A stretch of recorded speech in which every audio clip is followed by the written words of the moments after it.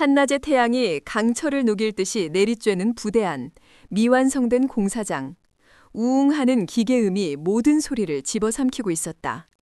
그 중심, 높다란 원통형 콘크리트 거푸집 안에서 강채린 소령은 거친 숨을 몰아쉬었다. 온몸이 끔찍한 고통으로 비명을 질렀다. 차가운 강철 철근이 등 뒤에서 그녀의 부서진 몸을 단단히 올가매고 있었다. 머리 위 거대한 레미콘 트럭의 그림자가 그녀의 마지막 시야를 가렸다. 그 위에서 한 남자가 악마처럼 그녀를 내려다보고 있었다. 제17기 기계화 보병여단장 조태웅 대령. 경멸이 가득한 목소리가 그녀의 머리 위로 떨어졌다. 네 동생 놈을 그렇게 찾고 싶었나 이년아. 그는 껄껄 웃었다. 그 웃음소리가 쇳소리처럼 귀를 긁었다. 그 새끼도 너처럼 아주 고집불통이었지.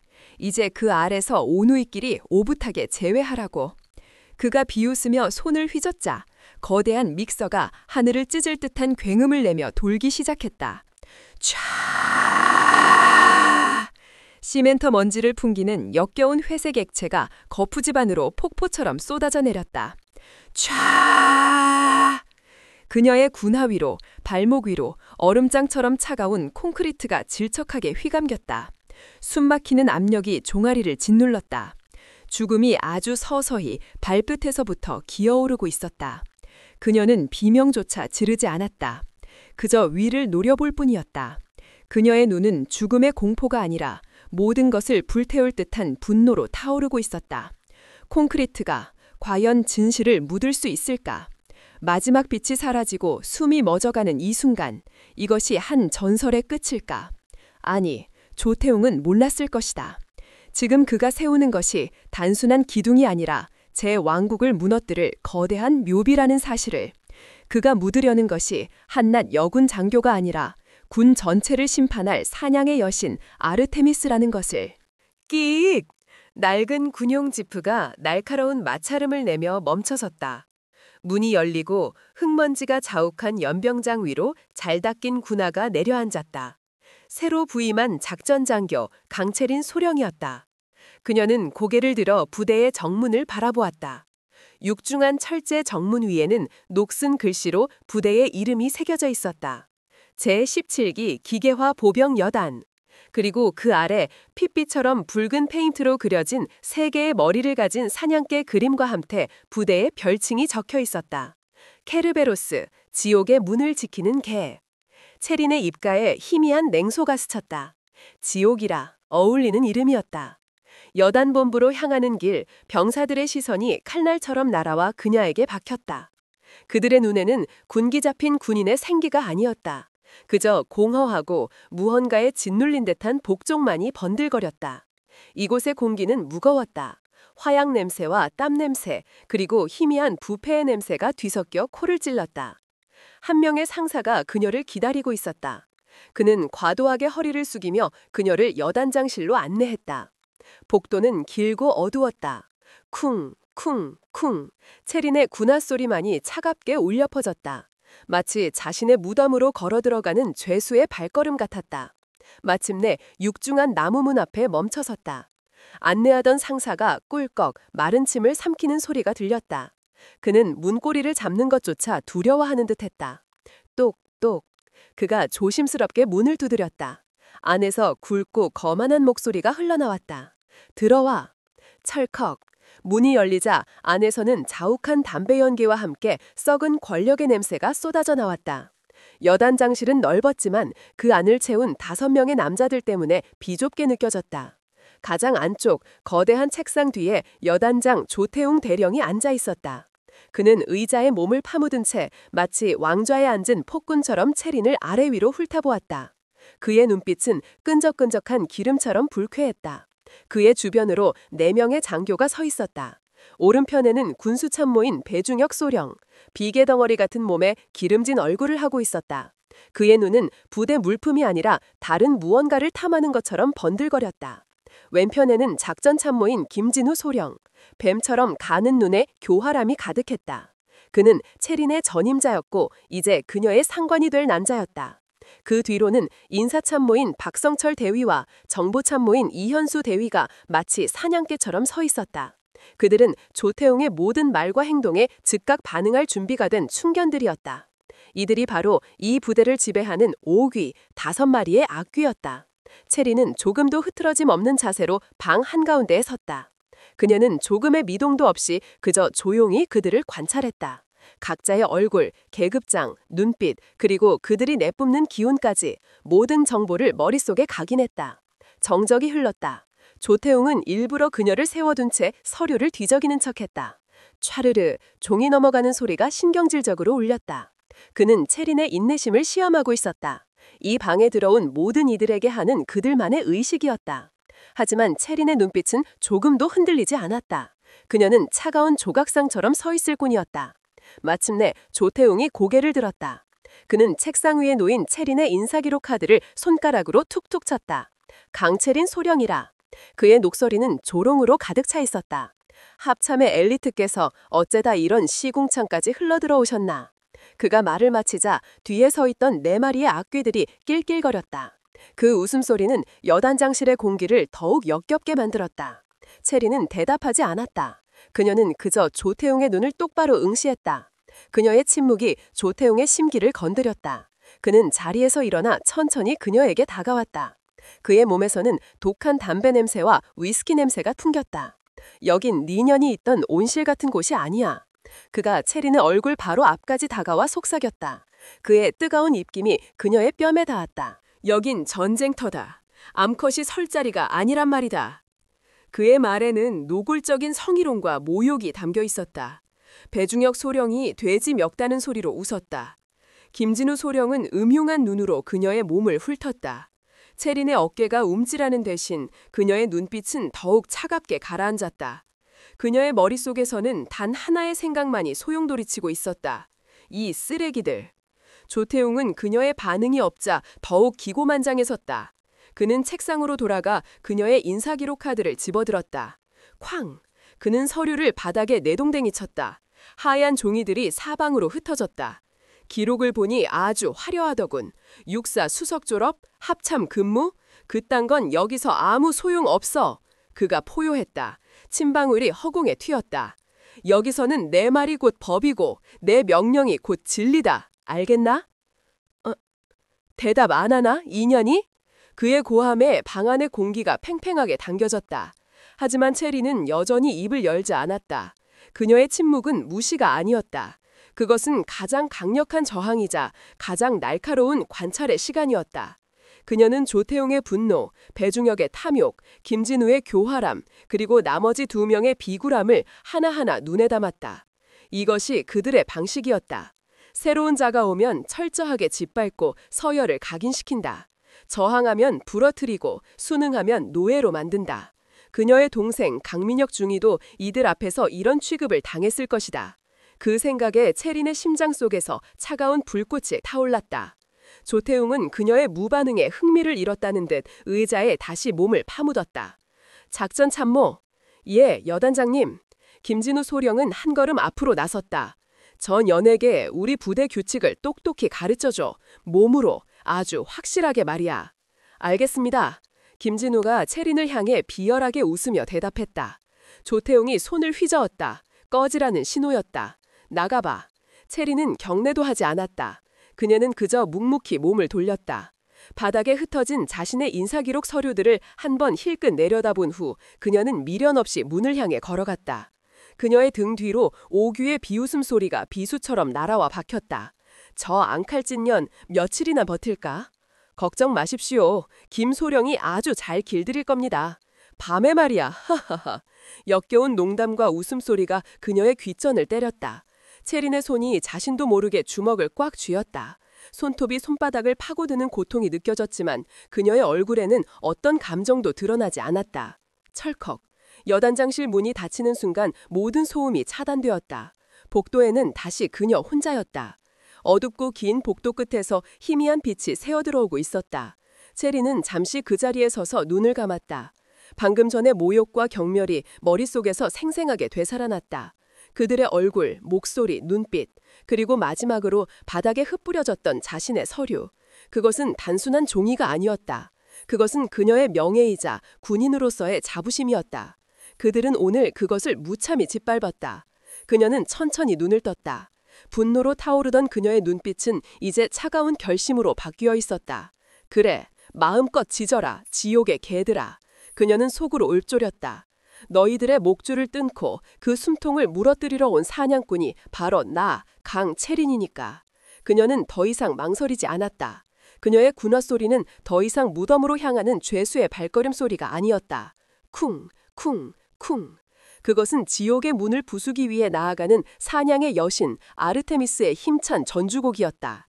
사냥은 이제 막 시작되었다. 그녀에게 배정된 작전장교실은 본부 건물 가장 구석진 곳에 있었다.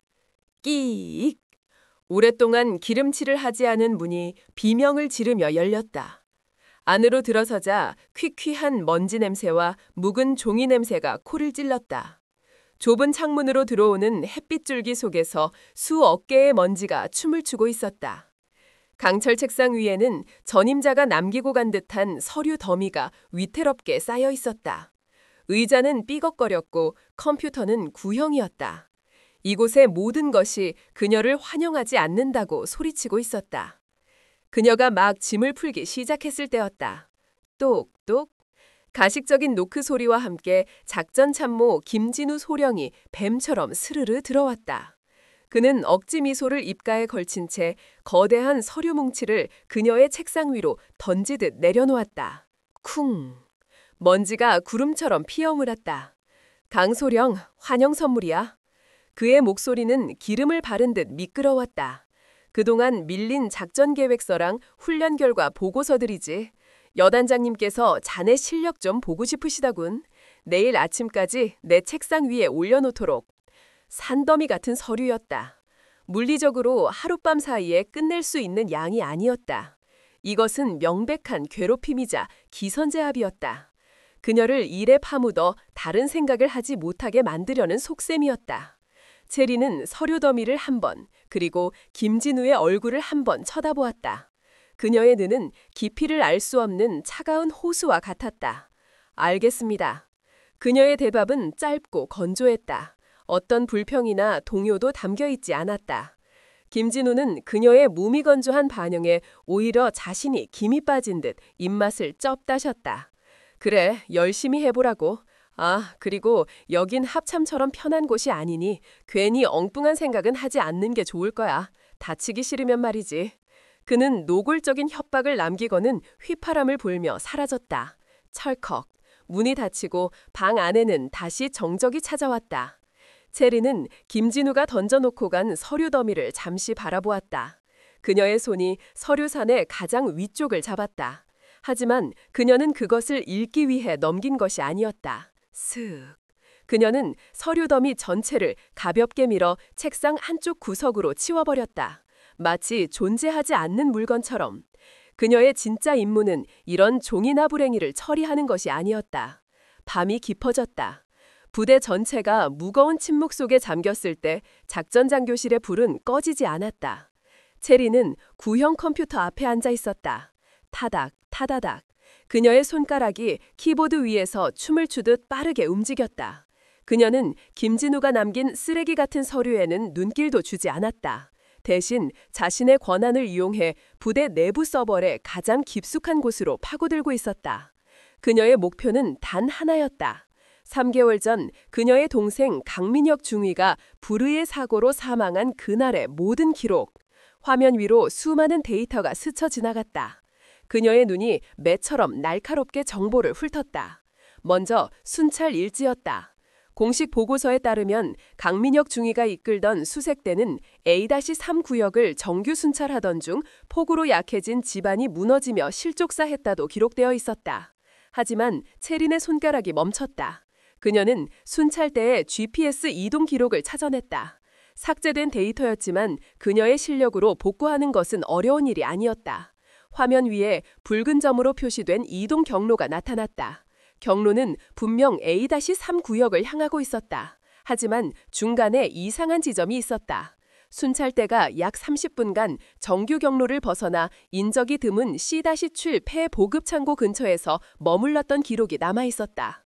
공식 순찰 일지에는 존재하지 않는 유령 같은 30분이었다. 체린의 심장이 차갑게 가라앉았다. C-7 폐보급 창고. 그녀는 그곳의 지도를 확대했다. 산기슭에 위치한 수년 전에 버려진 낡은 건물이었다. 순찰대가 그곳에 갈 이유는 전혀 없었다. 무언가 있다. 그녀는 직감했다. 동생은 그곳에서 무언가를 보았다. 그리고 그것 때문에 죽었다. 다음 목표는 군수 기록이었다. 만약 그곳에서 무언가 불법적인 일이 있었다면 물자의 이동 기록에 흔적이 남아있을 터였다. 하지만 군수 기록 서버에 접근하는 순간 화면에 경고창이 떠올랐다. 접근 권한이 없습니다. 뻔한 수작이었다. 군수 참모인 배중혁 소령이 잠가놓은 것이 틀림없었다. 체리는 미간을 찌푸렸다. 온라인으로 뚫는 것은 시간도 오래 걸리고 흔적도 남는다. 정면으로 부딪혀야 했다. 다음 날 아침 체리는 밤새 한숨도 자지 않았지만 조금도 지친 기색이 없었다. 그녀는 산더미 같은 서류를 들고 김진호의 사무실이 아닌 군수 참모실로 향했다. 벌컥.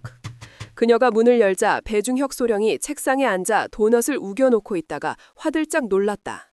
그의 입가에는 설탕 가루가 잔뜩 묻어 있었다. 누구야? 노크도 없이. 그가 신경질적으로 소리쳤다.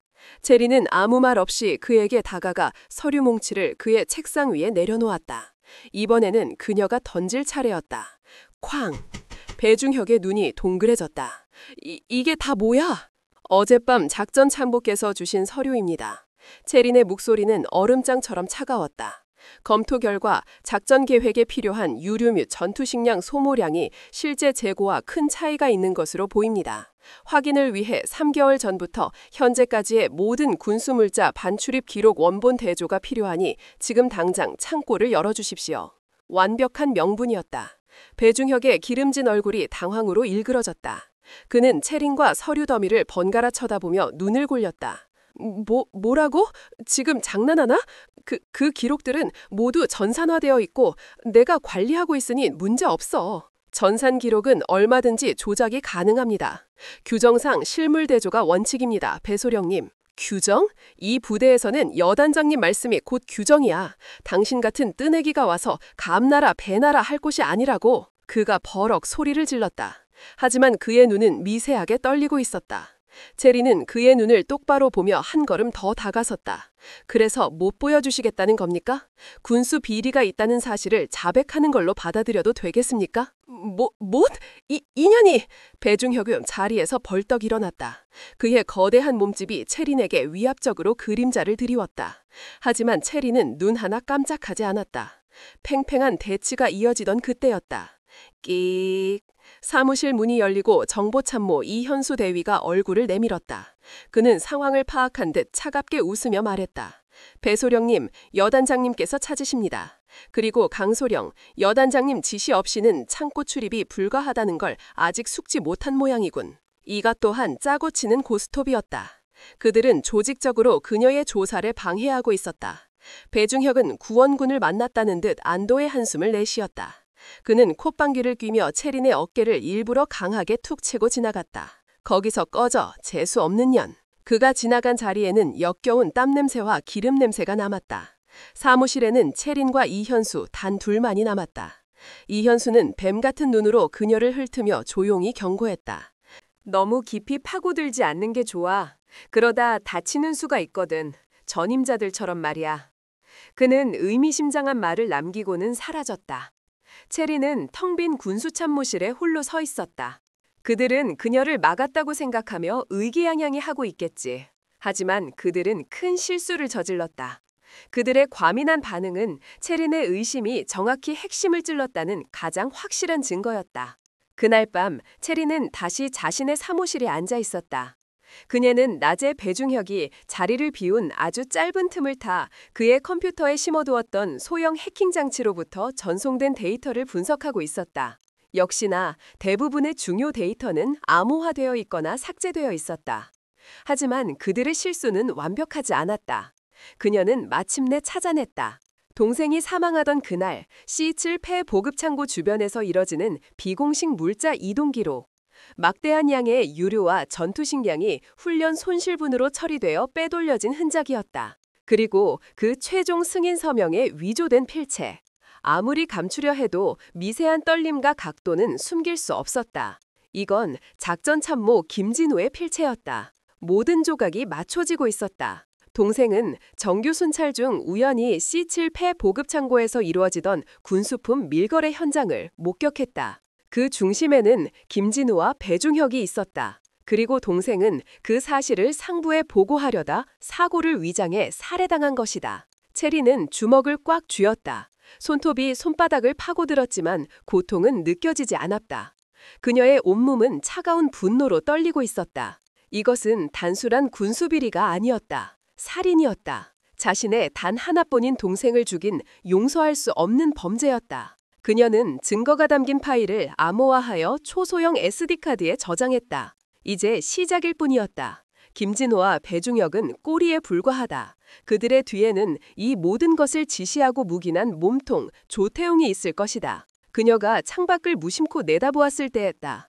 어둠이 내린 연병장 저편, 가로등 불빛 아래 한 남자가 서서 이쪽을, 그녀의 사무실을 올려다보고 있었다. 야간 투시경 없이는 얼굴을 식별할 수 없는 거리였지만 그녀는 직감적으로 알 수 있었다. 그는 그저 서 있는 것이 아니었다. 감시하고 있었다. 잠시 후 그 인형은 만족했다는 듯이 어둠 속으로 스르르 사라졌다. 체린의 등골을 타고 차가운 소름이 흘렀다. 그들은 알고 있다. 그녀가 무언가를 파헤치고 있다는 것을. 이곳은 거대한 거미줄이었고 자신은 그 한가운데로 걸어들어온 나방이었다. 하지만 그녀의 눈에는 두려움이 없었다. 오히려 사냥감을 확인한 사냥꾼의 잔혹한 희열이 희미하게 타오르고 있었다. 그래, 어디 한번 지켜봐라. 그녀는 어둠을 향해 속삭였다. 너희가 내 목을 조르기 전에 내가 먼저 너희의 심장을 꿰뚫어 줄 테니. 싸움은 이제부터 시작이었다.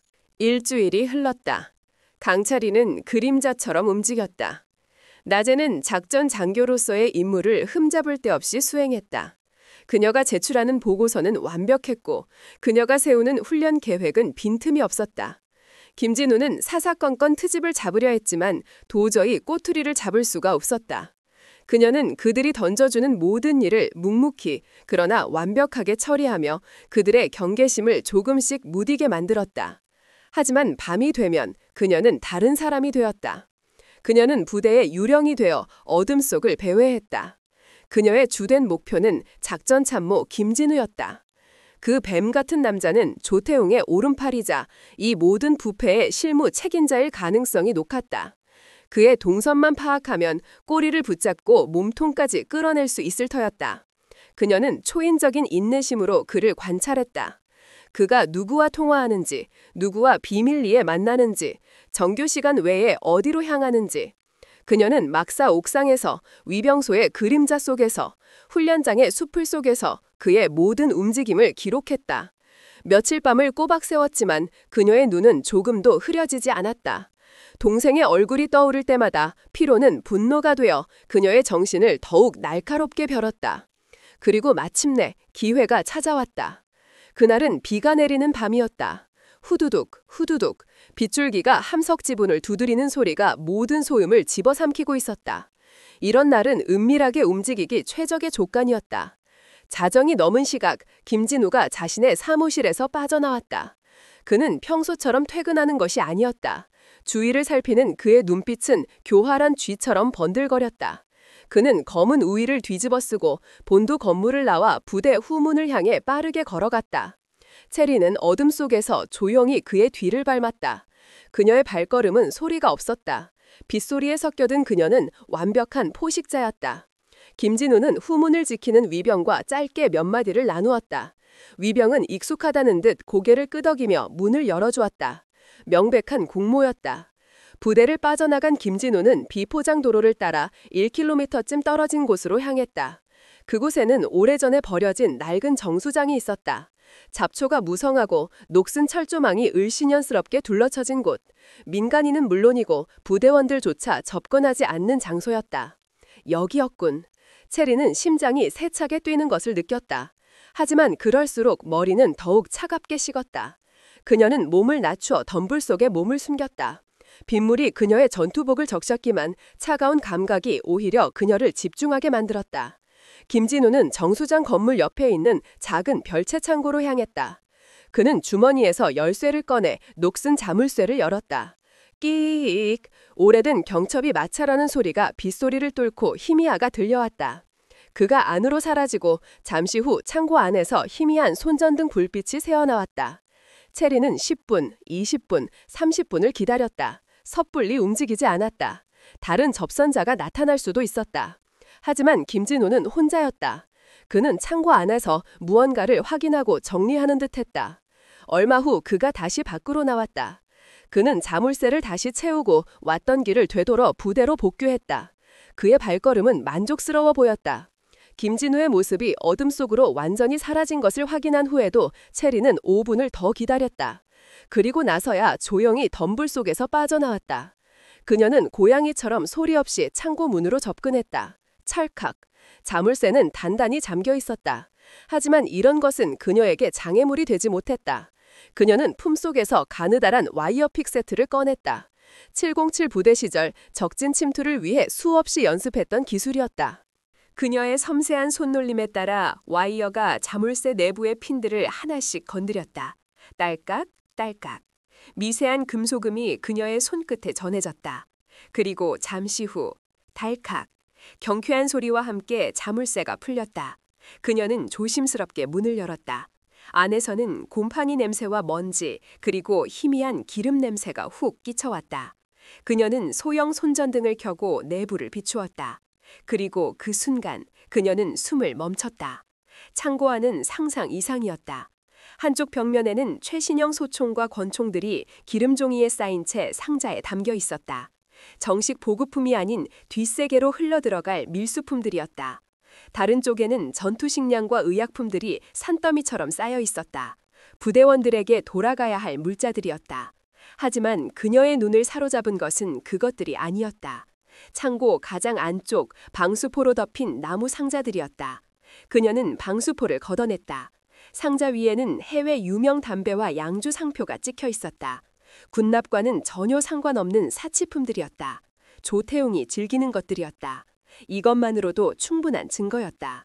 하지만 체리는 더 확실한 것을 원했다. 이 모든 것을 조태웅과 직접적으로 연결할 빼도 박도 못할 증거. 그녀는 창고 구석에 놓인 낡은 철제 캐비닛으로 다가갔다. 자물쇠로 잠겨 있었지만 이건 역시 그녀의 와이어픽 앞에서는 무의미했다. 철컥. 캐비닛 문이 열렸다. 안에는 여러 권의 장부들이 꽂혀 있었다. 그녀는 장부 한 권을 꺼내 펼쳐보았다. 손전등 불빛 아래 빼곡하게 적힌 글자들이 드러났다. 날짜, 품목, 수량, 그리고 거래 금액. 지난 2년간 이 창고를 통해 빼돌린 모든 군수품과 밀수품의 목록이었다. 그 규모는 체린의 상상을 초월했다.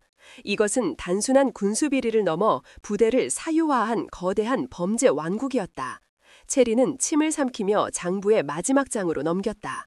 모든 거래 기록의 끝에는 최종 확인을 의미하는 서명이 있었다. 김진우와 배중혁의 서명, 그리고 그 위 가장 윗줄에 힘있고 거친 필체의 서명이 자리 잡고 있었다. 조태웅. 심장이 쿵 하고 내려앉았다. 찾았다. 이것이 바로 스모킹컨 결정적 증거였다. 그녀는 장부를 덮고 품속에서 초소형 디지털 카메라를 꺼냈다. 찰칵, 찰칵, 찰칵. 셔터 소리조차 나는 카메라로 그녀는 장부의 모든 페이지를 빠짐없이 촬영했다. 무기 상자들, 사치품들, 창고의 전경까지 모든 것을 증거로 남겼다. 데이터가 SD카드에 저장되는 것을 확인한 그녀는 모든 것을 원래 상태로 되돌려 놓았다. 장부를 캐비닛에 넣고 자물쇠를 잠갔다. 창고 문을 닫고 그녀가 풀었던 자물쇠를 다시 원래대로 채웠다. 그녀가 다녀갔다는 흔적은 어디에도 남지 않았다. 부대로 복귀하는 그녀의 발걸음은 가벼웠다. 빗줄기는 여전히 거셌지만 그녀의 마음은 이상할 정도로 고요했다. 마치 폭풍 전의 고요함 같았다. 자신의 사무실로 돌아온 그녀는 젖은 전투복을 갈아입지도 않은 채 컴퓨터를 켰다. 카메라의 SD카드를 리더기에 꽂았다. 화면 가득 그녀가 촬영한 증거 사진들이 떠올랐다. 선명하게 찍힌 조태웅의 서명, 그것을 보는 그녀의 입가에 마침내 희미한 미소가 떠올랐다. 그것은 기쁨의 미소가 아니었다. 사냥감의 목에 드디어 칼을 겨누게 된 사냥꾼의 차갑고 잔혹한 미소였다. 끝났어, 조태웅. 그녀는 사진들을 암호화된 파일로 압축했다. 이제 이 파일을 합참의 감찰부로 보내기만 하면 모든 것이 끝난다. 조태웅과 오규는 군복을 벗어는 것을 넘어 군사재판에 회부되어 남은 인생을 감옥에서 썩게 될 것이다. 동생의 억울한 죽음에 대한 복수, 그리고 이 썩어빠진 부대를 바로잡을 정의의 실현, 그 모든 것이 이제 그녀의 손안에 있었다. 그녀는 자신이 얼마나 완벽한 함정에 빠져들고 있는지 전혀 알지 못했다.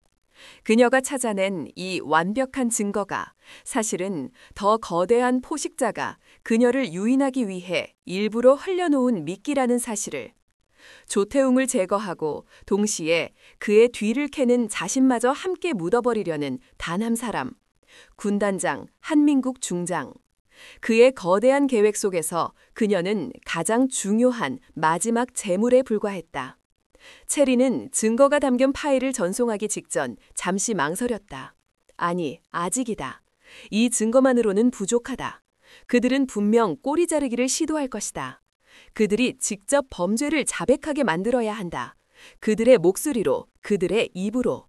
그녀는 파일을 USB에 옮겨 담았다. 그리고 더욱 위험하고 더욱 대담한 마지막 계획을 세우기 시작했다.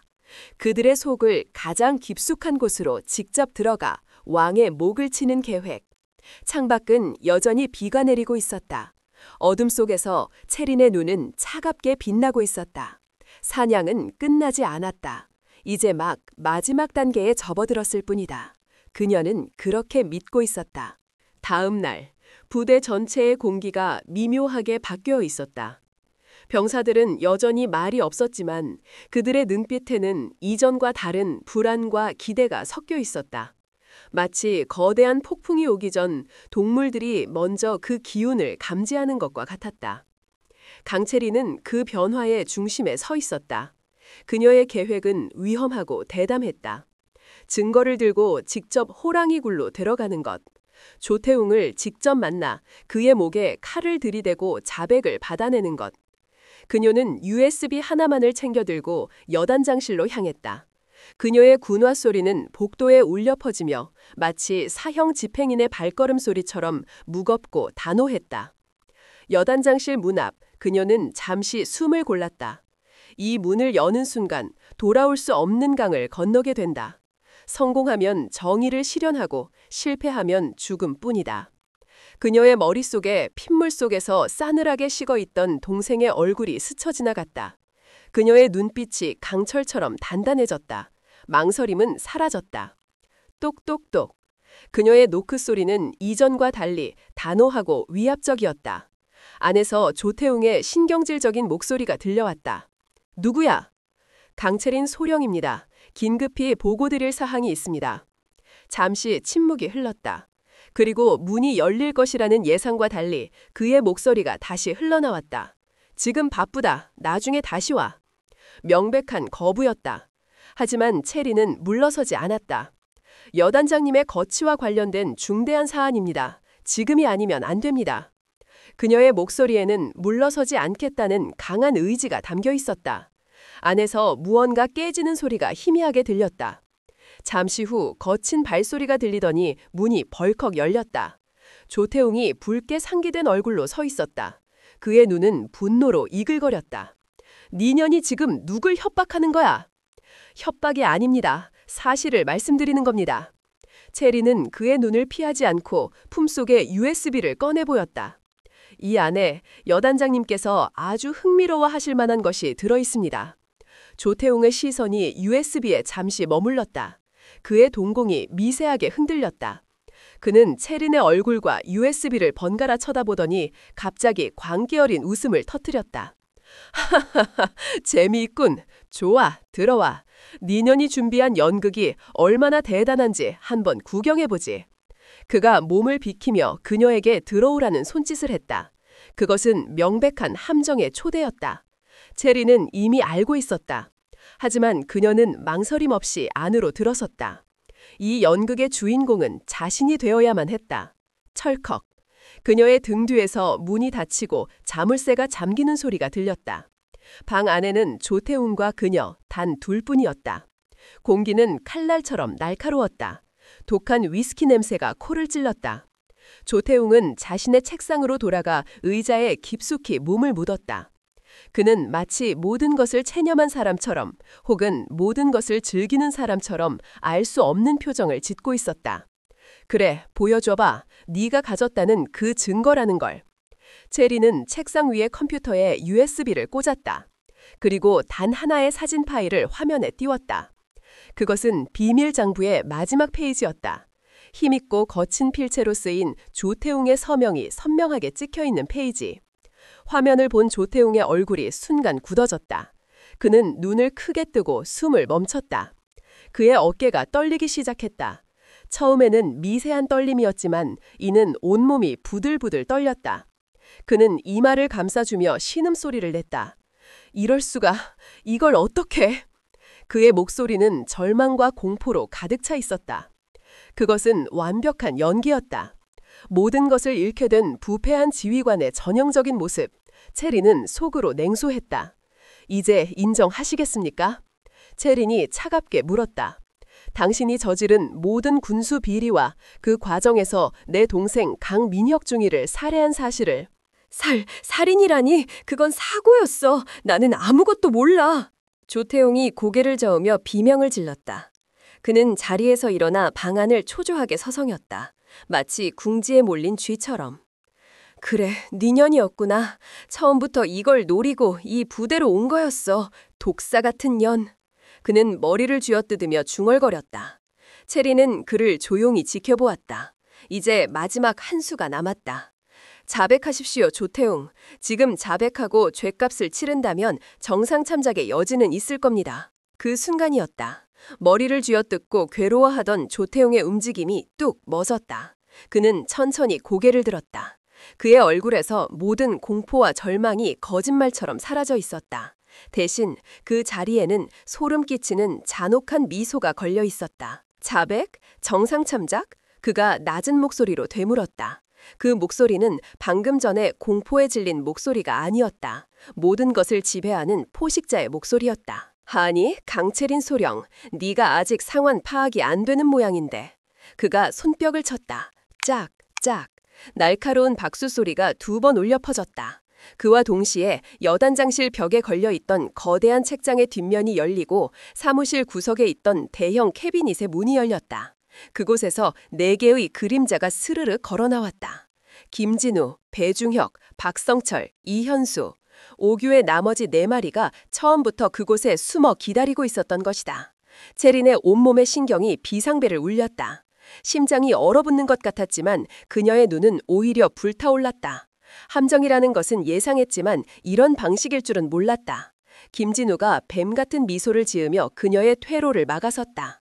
배중혁은 돼지 같은 덩치로 그녀의 앞을 가로막고 손가락 관절을 꺾으며 으드득 소리를 냈다.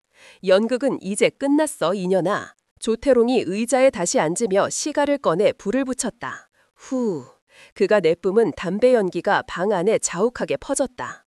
네가 찾아낸 그 증거 아주 훌륭했어. 내가 일부러 흘린 미끼를 아주 잘 물어주더군. 뭐라고?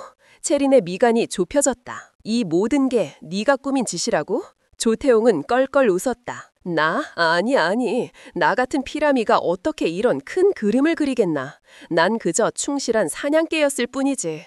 그는 시가 연기를 깊게 빨아들였다 뱉으며 경멸 어린 눈으로 체린을 보았다. 넌 너무 똑똑해서 탈이야. 감히 사냥개의 주인이 누군지까지 파헤치려고 했지. 그래서 그분께서 아주 실망하셨어. 쓸모없는 개는 물론이고 그 개를 귀찮게 하는 해충까지 한 번에 치워버리라고 명령하셨지.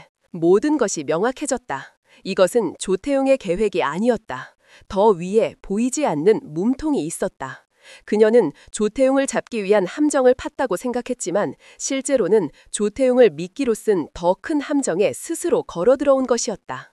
자, 이제 갖고 놀 시간은 끝났다. 조태웅이 손짓했다. 처리해. 그 말이 떨어지기 무섭게 배중혁이 육중한 몸을 날려 그녀에게 달려들었다. 하지만 체리는 당하고만 있을 여자가 아니었다. 그녀의 몸은 이미 반응하고 있었다. 707 최정의 요원의 본능이 깨어났다. 휙! 그녀는 몸을 숙여 배중혁의 주먹을 피하는 동시에 그의 거대한 몸통 아래를 파고들었다. 그녀의 팔꿈치가 정확하게 그의 명치를 가격했다. 퍽! 컥! 배중혁이 비명을 지르며 뒤로 물러섰다. 그 틈을 놓치지 않고 체리는 책상 위로 몸을 날렸다. 그녀의 손이 묵직한 황동 문진을 낚아챘다. 그녀의 다음 목표는 가장 교활한적인 김진우였다. 챙! 김진우가 뽑아든 단검을 그녀가 휘두른 문진이 쳐냈다. 날카로운 쇳소리가 울려 퍼졌다. 인연이 제법인데. 인사참모 박성철과 정보참모 이현수가 양쪽에서 동시에 덮쳐왔다. 하지만 좁은 공간에서의 다수와의 전투는 체린의 전문 분야였다. 그녀는 몸을 회전시키며 박성철의 관자놀이를 군홧발로 걷어찼다.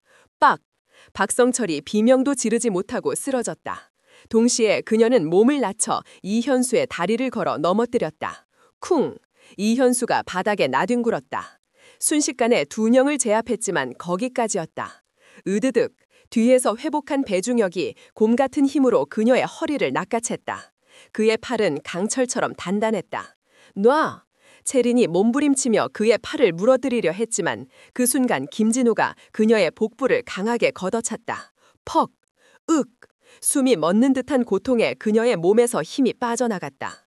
배중혁은 그 틈을 놓치지 않고 그녀를 바닥에 내동댕이 쳤다. 쾅! 그녀의 머리가 대리석 바닥에 부딪혔다. 시야가 순간 하얗게 전멸했다. 그녀가 정신을 차리기도 전에 4마리의 악귀가 하이에나처럼 그녀에게 달려들었다. 무자비한 폭행이 시작되었다. 퍽! 퍽퍽! 퍽! 군홧발이 그녀의 옆구리를, 등을, 어깨를 가리지 않고 짓밟았다. 끔찍한 고통이 온몸을 관통했다. 갈비뼈가 부러지는 느낌이 들었다. 그녀는 이를 악물고 비명을 참았다. 신음소리 한 번 내지 않는 것이 그녀의 마지막 자존심이었다. 아주 독한 년이야. 입도 뻥긋 안 하는군. 괜찮아. 곧 울면서 빌게 될 테니까. 그들의 조롱 섞인 목소리가 귓전을 때렸다. 체리는 피맛을 느끼며 흐려지는 의식 속에서 책상 뒤에 앉아 여유롭게 시가를 피우는 조태웅을 노려보았다.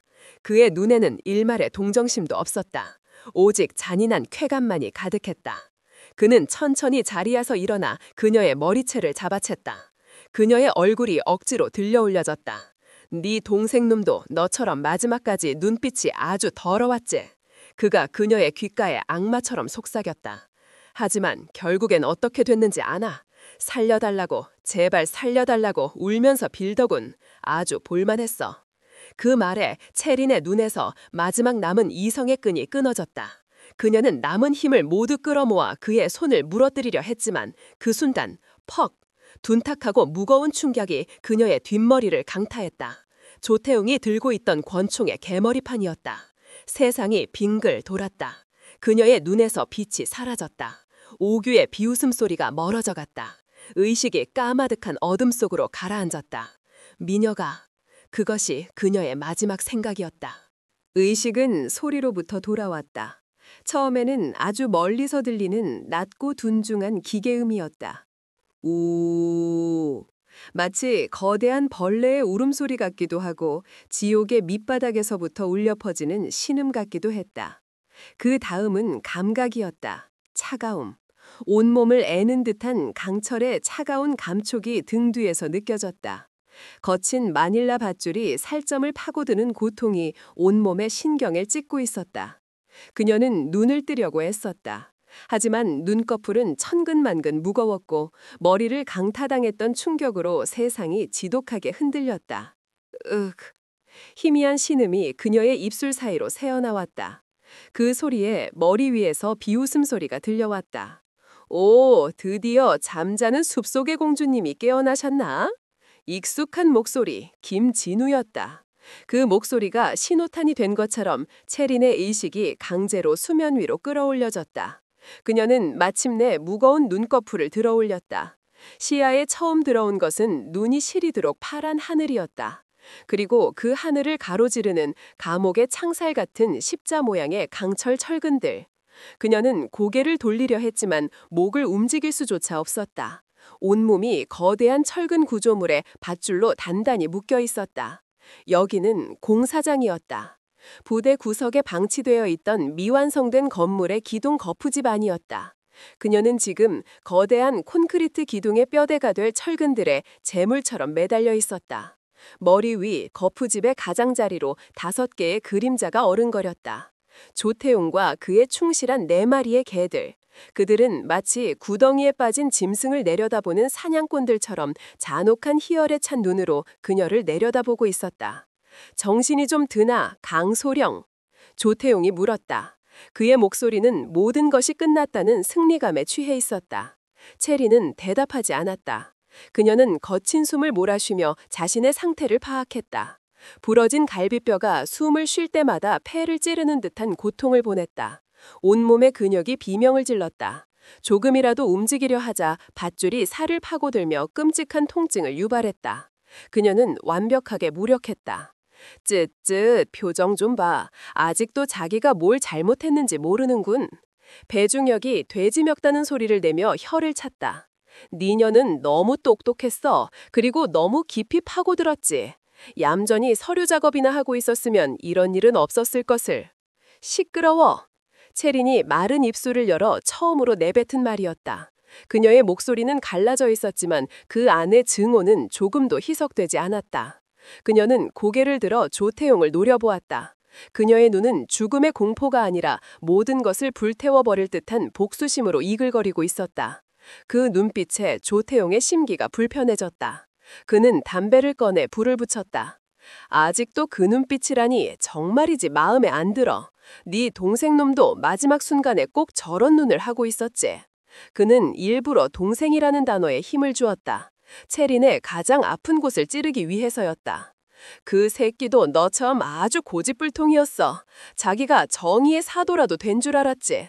감히 이 조태용의 사업에 회방을 놓려고 했어. 멍청한 놈. 체린의 턱이 분노로 단단하게 굳었다. 네 놈이 민혁이를. 그래, 내가 그랬다. 조태용은 조금의 죄책감도 없이 시인했다. 그는 오히려 그것을 자랑스러워하는 듯했다. 그놈은 순찰 중에 우연히 우리들의 거래 현장을 봤어. C7 창고였지. 거기서 찍지 말아야 할 사진을 찍었고 보고하지 말아야 할 보고를 하려고 했지. 그래서 난 그놈에게 기회를 뒀어. 조용히 눈 감고 입 닫으면 살려주겠다고. 하지만 그 멍청이가 뭐라고 했는지 아나? 조태용은 연극배우처럼 과정된 몸짓으로 흉내냈다. 대한민국 군인으로서 부끄럽지 않으십니까? 당신 같은 암적인 존재는 반드시 뿌리 뽑아야 합니다. 하하하, 아주 웃기지도 않는 소리였지. 그의 말에 뒤에 있던 4마리의 악귀들도 따라서 비웃었다. 체리는 이빨을 너무 세게 악물어 잇몸에서 피맛이 느껴졌다. 그녀의 머릿속에 동생의 정의롭던 얼굴이 떠올랐다. 그리고 그 얼굴이 이 악마들 앞에서 얼마나 큰 절망을 느꼈을지 상상하자 심장이 갈갈이 찢기는 것 같았다. 그래서 내가 직접 가르쳐줬어. 조태용의 목소리가 낮고 잔인하게 가라앉았다. 진짜 세상이 어떻게 돌아가는지, 정의, 명예, 그런 건 책 속에나 있는 거야. 이 세상은 힘 있는 자가 곧 법이고 돈 있는 자가 곧 정의다. 그놈은 그걸 너무 늦게 깨달았지. 마지막에는 아주 볼만했어. 무릎 꿇고 살려달라고 빌더군. 누나를 생각해서라도 제발 목숨만은 살려달라고 말이야. 거짓말! 체린이 포효했다. 그것은 그녀의 영혼이 내지르는 비명이었다. 내 동생은 절대 그런 말을 할 애가 아니야. 너 같은 쓰레기 앞에서 무릎 꿇을 리가 없어. 믿기 싫으면 믿지 마. 하지만 사실이야. 뭐 이제 곧 저 아래서 직접 만나서 물어보면 되겠군.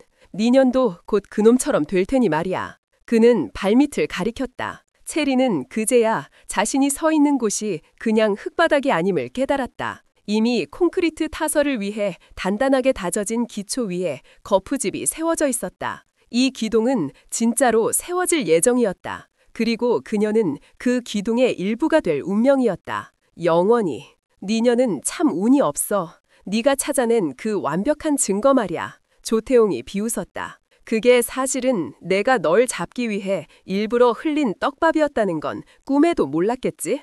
뭐라고? 모든 게 계획된 거였어. 네가 이 부대에 온 순간부터. 아니, 네가 네 동생의 죽음에 의문을 품기 시작한 그 순간부터. 조태용의 눈이 광기로 번뜩였다. 그는 이제 진실을 숨길 필요가 없다는 듯 모든 것을 털어놓기 시작했다. 나는 그저 말단이었을 뿐이야. 이 거대한 사업을 움직이는 진짜 주인은 따로 계시지. 그분은 내가 조금씩 실수를 저지르는 게 마음에 안 드셨어. 꼬리가 너무 길면 밟히는 법이니까. 그리고 동시에 성가시게 파고드는 너 같은 바퀴벌레도 아주 눈에 거슬려 하셨지. 그는 하늘을 향해 담배 연기를 길게 내뿜었다. 마치 저 높은 곳에 있는 누군가에게 경의를 표하는 것처럼. 그래서 그분께서 직접 계획을 세우셨다. 나를 미끼로 던져 너를 유인하고 네가 그 미끼를 무는 순간 미끼와 함께 너를 한꺼번에 처리해버리는 완벽한 계획. 이 공사 현장도 그 계획의 일부였지. 넌 여기서 흔적도 없이 사라질 거야.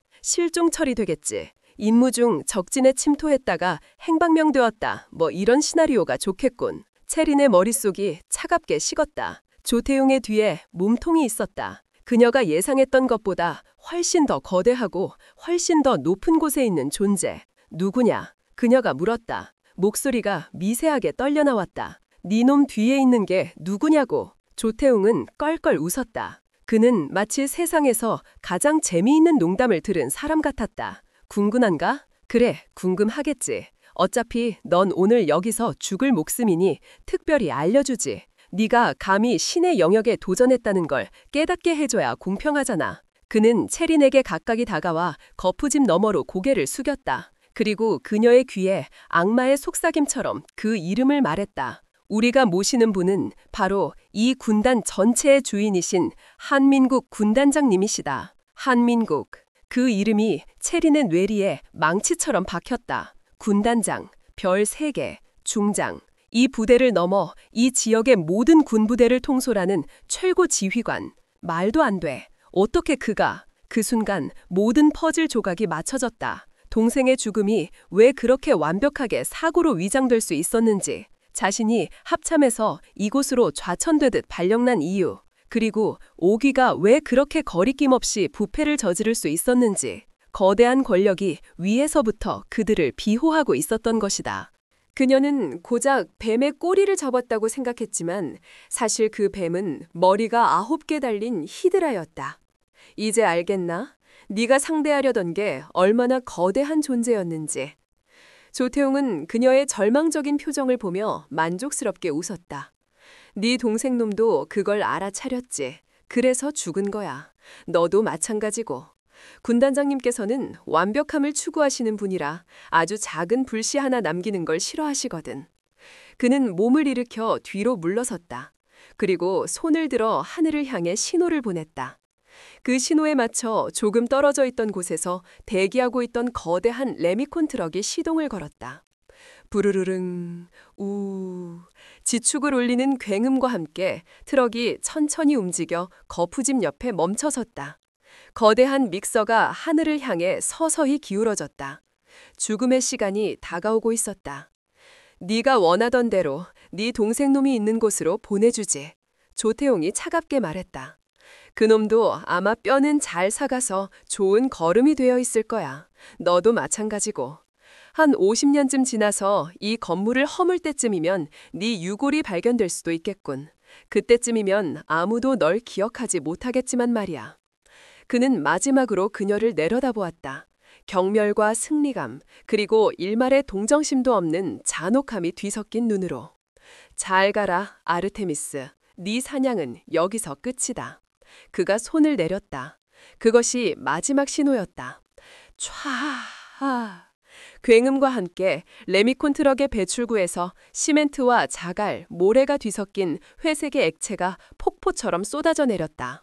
그것은 생명이 없는 차갑고 끈적끈적한 죽음의 급류였다. 철퍼덕. 차가운 콘크리트가 그녀의 군화 위로, 발목 위로 쏟아져 내렸다.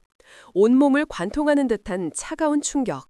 그것은 순식간에 그녀의 발을 집어삼키고 움직일 수 없도록 단단하게 고정시켰다. 콘크리트는 멈추지 않았다. 질척한 소리를 내며 꾸준히 그리고 가차없이 차올랐다. 종아리를 감싸고 무릎을 집어삼켰다. 숨막히는 압력이 하반신을 짓눌렸다. 뼈가 으스러질 것 같은 압박감. 그녀는 비명을 지르지 않았다. 대신 이를 악물고 고개를 들어 조태웅아 노려보았다.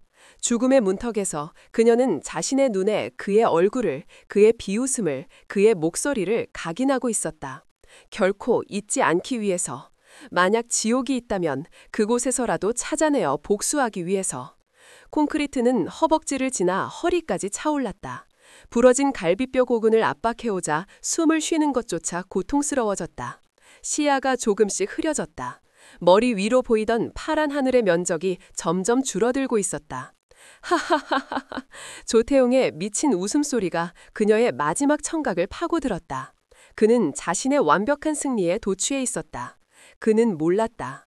지금 그가 묻고 있는 것이 한낱 여군 장교가 아니라 복수의 화신이라는 것을.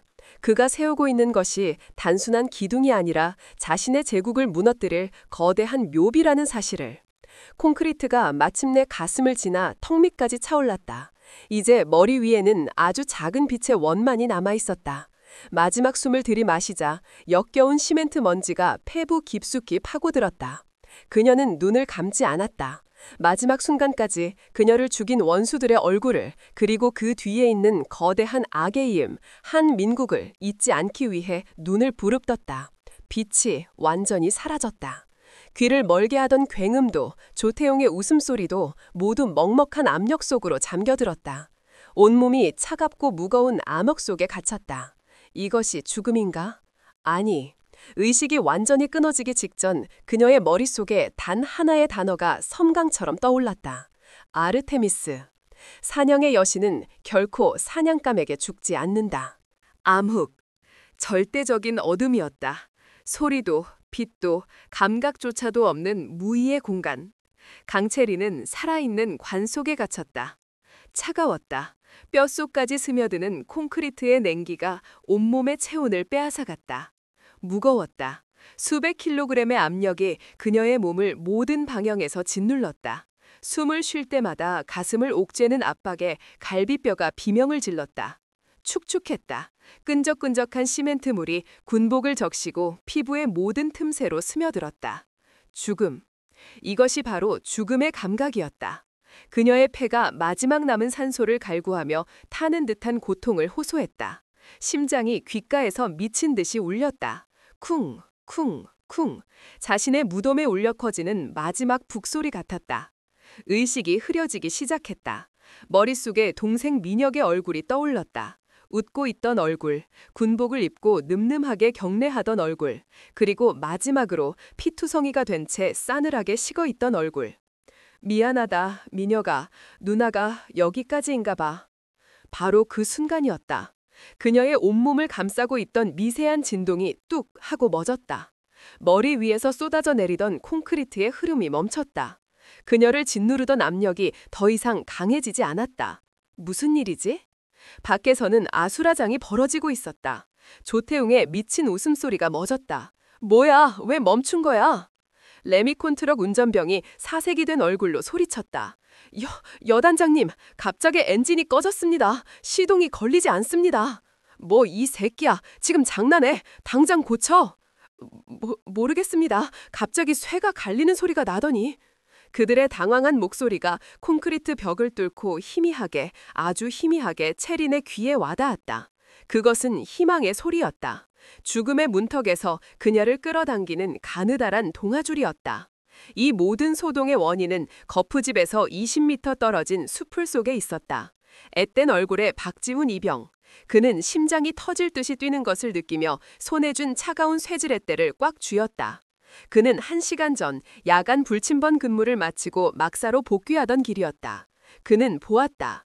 오규들이 피투성이가 된 채 축 늘어진 강채린 소령을 질질 끌고 공사장으로 향하는 것을. 박 이병에게 강채린은 생명의 은인이었다. 2달 전 그의 어머니가 위독하다는 연락을 받았다. 그는 청원 휴가를 신청했지만 인사참모 박성찰 대위는 서류가 미비하다는 이유로, 그리고 군기가 빠졌다는 어이없는 이유로 그의 휴가를 반려했다. 하늘이 무너지는 것 같았다. 어머니의 임종에 지키지 못할 수도 있다는 절망감에 그는 탈영까지 생각했다. 그때 복도에서 그의 이야기를 우연히 들은 사람이 있었다. 갓 부임한 작전장교 강채린 소령이었다. 그는 아무 말 없이 그의 휴가 신청 서류를 가져갔다. 그리고 30분 뒤 그녀는 여단장 직인이 찍힌 휴가증을 들고 나타났다. 그녀는 박이병에게 휴가증을 건네며 단 한마디만 했다. 규정에 어긋나는 건 없었다. 어서 가버라. 차가운 말투였지만 박이병은 그 안에서 사람의 온기를 느꼈다. 이 썩어빠진 부대에서 처음으로 느껴보는 인간적인 배려였다. 덕분에 그는 어머니의 마지막 가시는 길을 지킬 수 있었다. 그는 맹세했다. 이 은혜는 평생 잊지 않겠다고. 그런 그녀가 지금 저 악마들의 손에 죽어가고 있었다. 그는 두려웠다. 온몸이 사시나무처럼 떨렸다. 발각되면 그는 그 자리에서 맞아 죽거나 군사재판에 회부되어 인생이 끝날 것이다. 하지만 그는 움직였다. 어머니의 유언이 귓가에 맴돌았다. 은혜는 반드시 갚고 불의에는 눈 감지 마라. 그는 레미콘 트럭이 내뿜는 소음과 어둠을 방패 삼아 고양이처럼 접근했다. 운전병은 조태용의 지시에 정신이 팔려 있었다. 박이병은 자신의 군 경력 전부를 걸고, 아니 목숨을 걸고 트럭의 엔진룸으로 기어들어갔다. 그는 쇠지렛대를 엔진의 가장 복잡한 톱니바퀴 사이로 힘껏 쑤셔 넣었다. 콰드득! 끔찍한 금속 마찰음이 울렸다. 기계가 비명을 질렀다. 그리고 모든 것이 멈췄다. 그는 성공했다. 그는 미친 듯이 뛰는 심장을 안고 다시 어둠 속으로 몸을 숨겼다. 시발, 빨리 예비장비 가져와. 수동으로라도 부어. 조태용이 악을 썼다. 하지만 이미 늦었다. 콘크리트는 기다려주지 않는다. 공기 중에 노출된 콘크리트는 그 순간부터 서서히 굳어가기 시작한다. 그들에게는 시간이 없었다. 안 되겠습니다, 여단장님. 이 상태로는. 젠장, 젠장, 젠장! 조태용의 분노에 찬 고함 소리가 울려 퍼졌다. 그 소리를 들으며 콘크리트 무덤 속의 체리는 마지막 남은 힘을 쥐어짰다. 살아야 한다. 살아서 저놈들의 심장을 모두 씹어 먹어야 한다. 분노는 얼어붙은 그녀의 가슴 속에서 용광로처럼 타올랐다. 그녀에게는 비장의 무기가 있었다. 칠곡칠부대 시절 적진의 포로로 잡힐 최악의 상황을 대비해 훈련받은 기술. 그녀는 혀를 움직여 어금니 안쪽에 부착해 두었던 아주 작은 위장을 떼어냈다. 그 안에서 나온 것은 머리카락처럼 가늘지만 다이아몬드 코팅이 되어 강철도 자를 수 있는 특수 와이어소의 작은 조각이었다. 그녀는 입안에서 그것을 조심스럽게 꺼내 손가락 사이로 옮겼다. 손가락을 움직이는 것조차 고통스러웠다. 굳어가는 콘크리트가 그녀의 손을 석고처럼 죄어오고 있었다. 그녀는 포기하지 않았다. 등 뒤에서 자신을 올가매고 있는 마닐라 밧줄을 향해 아주 조금씩 1mm씩 와이어를 움직였다. 서걱, 서걱, 서걱. 자신의 심장 소리와 거친 숨소리 외에는 아무것도 들리지 않는 암흑 속에서 밧줄이 갈리는 미세한 소리는 유일한 희망의 연주였다. 피부가 벗겨지고 손톱이 부러지는 고통이 따랐다. 시간이 얼마나 흘렀을까? 10분? 아니, 영원처럼 느껴졌다. 콘크리트는 이제 끈적한 액체가 아니라 딱딱한 모래덩어리처럼 변해가고 있었다. 조금만 더 늦으면 그녀는 영원히 이 안에서 화석이 될 것이다. 마침내 툭 하는 감각과 함께 그녀의 손목을 죄던 밧줄 하나가 끊어졌다. 해방된 한쪽 손. 그녀는 그 손을 이용해 남은 밧줄들을 더욱 빠르게 잘라내기 시작했다. 서걱, 서걱, 서걱. 얼마 후 그녀의 몸을 올가매던 모든 밧줄이 끊어졌다. 하지만 진짜 싸움은 지금부터였다. 자유로워진 몸.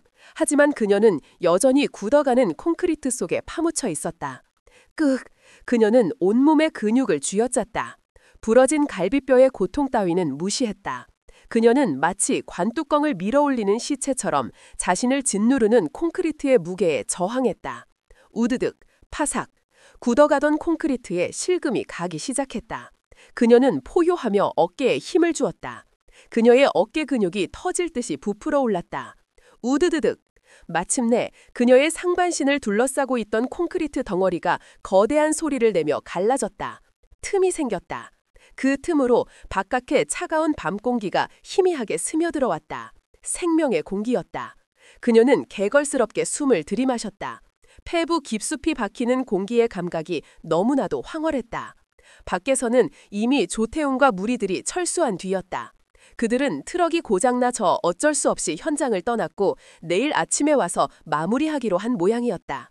그들은 그녀가 이미 죽었거나 굳어가는 콘크리트 속에서 절대 빠져나오지 못할 것이라고 확신했다. 그것이 그들의 치명적인 실수였다. 체리는 괴물 같은 힘으로 자신을 묶고 있던 콘크리트 파편들을 헤치고 일어섰다. 그녀의 몸은 만신창이었다. 전투복은 찢어지고 온몸은 시멘트와 피, 흙먼지로 뒤덮여 회색 괴물처럼 보였다. 그녀는 거푸집에 철근을 붙잡고 위태롭게 몸을 일으켰다. 그때 수풀 속에서 한 그림자가 조심스럽게 다가왔다. 박지훈 이병이었다. 그는 콘크리트 무덤에서 걸어 나온 체린의 모습을 보고 귀신이라도 본 듯이 하얗게 질려 있었다. 소령님, 살아계셨군요. 체린은 그를 알아보았다. 자신이 휴가를 보내주었던 선한 눈을 가진 신병. 그녀는 모든 상황을 즉시 이해했다. 자네가 한 건가? 그녀의 목소리는 쇳소리처럼 거칠었다. 박이병은 고개를 숙였다. 죄송합니다. 제가 할 수 있는 게 이것밖에 없었습니다. 아니. 체린이 그의 어깨를 붙잡았다. 그녀의 손은 차갑게 식어 있었지만 그 안의 힘은 그 어떤 것보다 강했다. 자네가 내 목숨을 구했어. 이 은혜는 반드시 갚겠다. 그녀는 주변을 둘러보았다. 적막한 공사장, 멀리서 들려오는 순찰대의 발소리. 시간이 없었다. 이곳을 벗어나야 한다. 부대 밖으로 나갈 방법이 있나? 박이병은 정신을 차리고 품속에서 작은 열쇠 하나를 꺼냈다. 정비고 뒤쪽 폐기물 처리장으로 통하는 쪽문이 있습니다. 야간에는 거의 사용하지 않습니다. 이건 그 문 열쇠입니다. 그리고 그는 주머니에서 작은 초콜릿바 하나를 꺼내 그녀에게 건넸다. 이것밖에 드릴 게 없습니다. 체리는 말없이 열쇠와 초콜릿바를 받아들었다. 그녀는 박이병의 눈을 똑바로 쳐다보았다. 그 눈에는 두려움과 함께 불의에 저항한 자의 긍지가 담겨 있었다. 몸조심해라, 박이병. 그리고 오늘 일은 아무에게도 말하지 마라. 내가 모든 것을 끝내고 돌아올 때까지. 네, 알겠습니다. 부디 몸조심하십시오. 체리는 더 이상 시간을 지체하지 않았다. 그녀는 어둠 속으로 몸을 던졌다. 부러진 갈비뼈의 고통이 온몸을 찔렀지만 그녀는 멈추지 않았다. 차가운 밤 기온과 그녀의 상처를 스칠 때마다 정신은 오히려 더욱 또렷해졌다. 입안에 남아있던 피와 시멘트 가루를 뱉어냈다. 그리고 박이병이 준 작은 초콜릿바를 씹었다. 단맛이 혀를 감쌌다. 그것은 지옥의 밑바닥에서 맛보는 생명의 맛이었다. 그녀는 더 이상 합참에서 온 엘리트 장교 강채린 소령이 아니었다. 그녀는 콘크리트 무덤에서 배신과 죽음의 잿더미 속에서 다시 태어난 존재였다. 모든 것을 잃었기에 더 이상 두려울 것이 없는 복수의 화신. 사냥은 끝나지 않았다. 이제 막 콘크리트와 피로써 다시 한번 세례를 받았을 뿐이다. 그녀는 어둠을 향해 자신의 사냥감들이 잠들어 있는 부대를 향해 속삭였다. 기다려라, 개자식들아. 너희들을 사냥할 시간이 돌아왔다. 어둠 속을 달리는 그녀는 한 마리의 부상당한 늑대와 같았다. 매 순간 부러진 갈비뼈가 폐부를 찌르는 듯한 격통이 온몸을 관통했다. 식은땀이 비오듯 흘러내려 콘크리트 가루와 뒤엉켜 얼굴 위로 흘러내렸다. 하지만 그녀는 멈추지 않았다. 멈추는 순간 죽음이라는 것을 본능이 경고하고 있었다. 박이병이 알려준 쪽문은 그의 말대로 녹슨 채 버려져 있었다. 오래된 경첩이 비명을 지르며 그녀가 빠져나갈 만큼의 작은 틈을 열어주었다. 부대 밖으로 나온 순간 그녀는 비로소 잠시 숨을 돌릴 수 있었다. 차가운 밤 공기가 타는 듯한 폐 속으로 밀려 들어왔다. 그녀는 등을 벽에 기댄 채 잠시 주저앉았다. 온몸의 근육이 비명을 질렀다. 정신을 차려야 했다. 이대로는 과다출혈과 탈진으로 얼마 버티지 못할 것이다. 그녀는 어둠 속에서 지형을 살폈다. 이곳에서 북동쪽으로 약 2km, 오래전에 폐쇄된 채석장이 있었다. 그녀는 합참 시절 전국 군부대 주변의 지형을 분석하며 만일의 사태를 대비한 비상 은신처들을 머릿속에 그려두었었다. 그중 하나가 바로 그곳이었다. 그녀는 다시 몸을 일으켰다. 한 걸음, 한 걸음이 지옥을 걷는 것 같았다. 하지만 그녀의 머릿속은 그 어느 때보다 차갑고 명료하게 움직이고 있었다. 상부 보고? 그녀는 코웃음을 쳤다. 보고 체계의 정점인 군단장이 이 모든 일의 흑막이다. 자신이 합참에 연락을 취하는 순간 그 정보는 가장 먼저 한민국의 귀에 들어갈 것이다. 그는 통신을 역추적해 자신의 위치를 파악하고 비밀 임무 중 순직한 영웅이라는 가짜 명예와 함께 자신을 흔적도 없이 제거해버릴 것이다. 시스템은 이미 오염되었다. 정의를 구현해야 할 군의 감찰 시스템은 이제 괴물의 발톱을 숨겨주는 가장 완벽한 방패가 되어 있었다. 그렇다면 방법은 하나뿐이었다. 시스템이 아닌 나 자신의 힘으로 심판하는 것. 괴물의 심장을 향해 정면으로 칼을 꽂아 넣는 것. 얼마나 걸었을까? 마침내 그녀의 눈앞에 거대한 절벽의 실루엣이 나타났다. 폐 채석장이었다. 그녀는 기억을 더듬어 인부들이 다이너마이트를 보관하던 작은 동굴을 찾아냈다. 입구는 덩굴과 수풀로 가려져 있어 아는 사람이 아니면 찾기 힘든 곳이었다. 동굴 안은 축축하고 서늘했다. 바위에서 떨어지는 물방울 소리가 정막을 깨뜨렸다. 그녀는 이곳에 미리 숨겨두었던 비상키트를 찾아냈다. 방수 처리된 작은 금속 상자였다. 철컥. 상자를 열자 안에는 생존에 필요한 최소한의 물품들이 들어있었다. 압박붕대, 소독약, 의료용 바늘과 실, 고열량 에너지바, 작은 물통, 그리고 위성전화기. 그녀는 상의를 벗었다.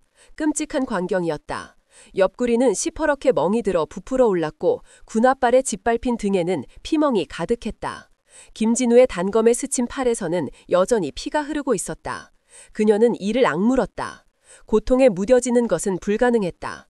하지만 고통을 지배하는 것은 가능했다. 그녀는 소독약을 상처에 쏟아부었다. 촤악! 살이 타는 듯한 고통에 그녀의 온몸이 격렬했지만 비명은 터져나오지 않았다. 그녀는 의료용 바늘에 실을 꿰어 자신의 찢어진 팔을 직접 꿰매기 시작했다. 푹! 바늘이 생사를 뚫고 들어가는 감각, 서걱, 실이 피부를 통과하는 소리. 그녀는 마치 기계를 수리하는 장인처럼 무표정한 얼굴로 한 땀 한 땀 상처를 봉합했다. 모든 응급처치가 끝났을 때 그녀의 온몸은 땀으로 흠뻑 젖어 있었다. 그녀는 에너지바를 씹어넘기고 물을 마셨다. 조금의 기력이 돌아왔다. 이제 반격을 준비할 시간이었다. 그녀는 위성 전화지에 전원을 켰다. 지짓거리는 소음과 함께 액정 화면에 불이 들어왔다. 이 전화기는 합참에도 등록되지 않은 그녀 개인의 비선이었다. 오직 단 한 사람만이 이 번호를 알고 있었다. 그녀는 저장된 단 하나의 번호를 눌렀다. 신호음이 몇 번 울리고 곧 수화기 너머에서 깊고 침착한 목소리가 들려왔다. 대장님이십니까? 그 목소리의 주인은 최민준 상사였다. 제707 특수임무대대, 채린이 대대장으로 있던 시절 그녀의 가장 믿음직한 선임하사이자 오른팔이었던 남자. 코드네임 바이퍼. 전설적인 저격수이자 채린을 위해서라면 목숨도 버릴 수 있는 충성스러운 부하였다. 나다, 바이퍼. 채린의 목소리를 확인한 순간 최 상사의 목소리가 다급해졌다. 대장님, 무사하셨군요. 지난 3일간 연락이 두절되어 저희 팀이... 설명할 시간이 없다. 내 목소리 추적 불가능한 회선으로 변환했나? 물론입니다. 지금 이 통화는 그 어떤 장비로도 추적하거나 감청할 수 없습니다. 무슨 일이십니까? 목소리가 많이 안 좋으십니다. 최 상사의 목소리에 걱정이 가득했다. 체리는 잠시 침묵했다. 그리고 최대한 감정을 배제한 채 지난 몇 주간 있었던 일을 요약해서 설명했다. 동생의 죽음, 오규의 존재, 조태웅의 비리, 그리고 이 모든 것을 배후에서 조종하는 군단장 한민국의 존재까지. 마지막으로 자신이 콘크리트 속에서 어떻게 살아 돌아왔는지에 대해서도. 수화기 너머로 침묵이 흘렀다. 최 상사가 아무 말도 하지 않았지만 체리는 그의 이빨 가는 소리를 들을 수 있었다. 그의 분노가 전파를 타고 느껴지는 듯했다. 개자식들. 마침내 그가 내뱉은 말에는 살기가 가득했다. 그래서 저희가 무엇을 하면 되겠습니까? 그는 묻지 않았다. 이게 사실입니까? 혹은 어떻게 그런 일이 같은 의심이나 질문은 없었다. 그는 그저 명령을 기다리고 있었다. 이것이 체린과 그녀의 팀이 쌓아온 신뢰였다. 이건 공식적인 작전이 아니다. 체린이 말했다. 합참의 명령도 국방부의 승인도 없다. 만약 실패하면 우리 모두는 반역죄로 군사재판에 회부되거나 그 자리에서 사살될 거다. 성공한다 해도 우리의 미래를 보장할 수 없다. 그럼에도 나와 함께 가겠나? 최 상사는 피식 하고 웃었다. 대장님, 그런 질문은 저희에게 모욕입니다. 저희의 목숨은 이미 오래전에 대장님께 맡겼습니다. 대장님께서 가시는 곳이 곧 저희의 작전 지역입니다. 명령만 내리십시오. 그의 목소리에는 한치의 망설임도 없었다. 알겠다. 채린의 눈이 차갑게 빛났다. 지금부터 내 말을 잘 들어. 이건 전쟁이다. 우리가 상대해야 할 적은 일개 여단이 아니라 군단장 한민국을 정점으로 하는 거대한 부패 카르텔이다. 목표를 말씀해 주십시오. 목표는 둘이다. 첫째, 조태훈과 오귀를 심판한다. 둘째, 그들의 입을 통해 한민국이 모든 것의 배후라는 자백을 받아내고 그 증거를 온 세상에 공개한다. 구체적인 계획이 있으십니까? 있다. 이틀 뒤 제17여단에서는 군단장이 주관하는 분기별 우수부대 표창 수여식이 열린다. 한민국과 조태웅의 한자리에 모이는 유일한 날이지. 바로 그날 그들의 축제를 장례식으로 만들 거다. 체리는 자신의 계획을 설명하기 시작했다. 그녀의 목소리는 낮고 빠르고 정확했다. 바이퍼, 너는 에코팀을 즉시 소집해라. 최고의 대원들로만. 알겠습니다. 섀도우와 해커, 브리처면 되겠습니까? 섀도우는 최고의 점인 및 정보 수집 전문가. 해커는 그 어떤 방화벽도 뚫는 컴퓨터 천재. 브리처는 모든 종류의 폭발물과 장애물 개척의 달인이었다. 체린이 가장 아끼던 팀이었다. 충분하다. 해커에게는 여단 본부의 통합 방송 시스템과 CCTV 서버를 장악할 루트를 확보하라고 해.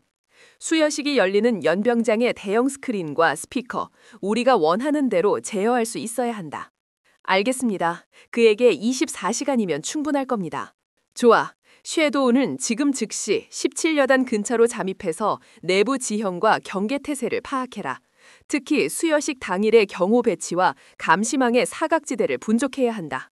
문제 없습니다. 너와 브리처는 나와 합류한다.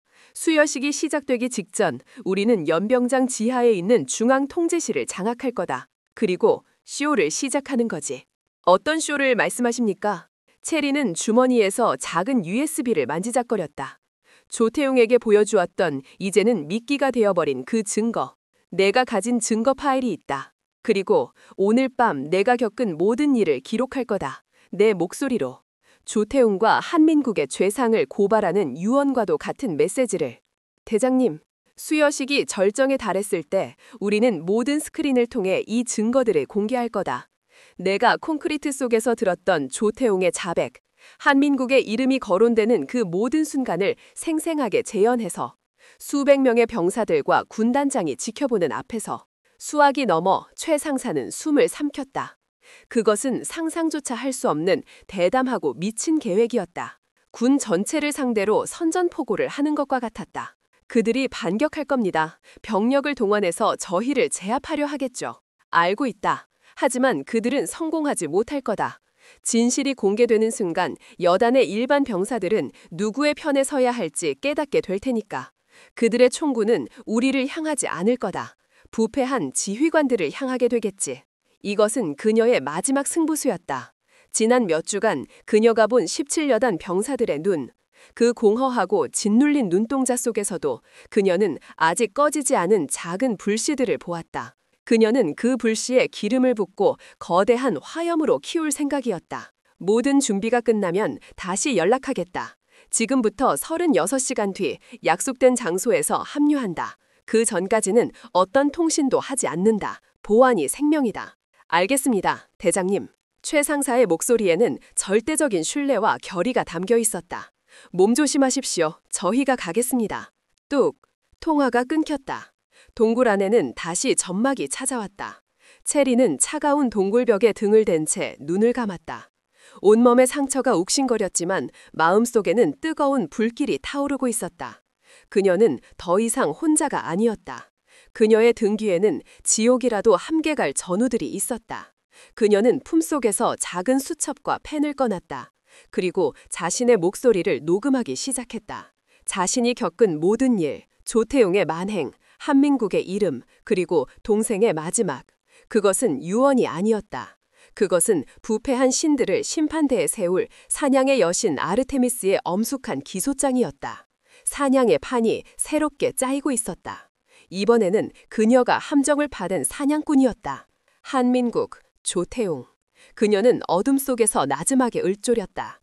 너희가 연 지옥의 문은 너희 스스로가 걸어 들어가게 될 것이다. 이틀 후 제17기 기계화 보병 여단의 연병장은 질서와 권위의 상징 그 자체였다. 웅장한 군악대의 연주가 하늘을 가득 메웠다. 수백 명의 병사들이 칼같이 정렬하여 연병장을 가득 채우고 있었다. 깃대에는 부대기와 태극기가 힘차게 팔럭였다.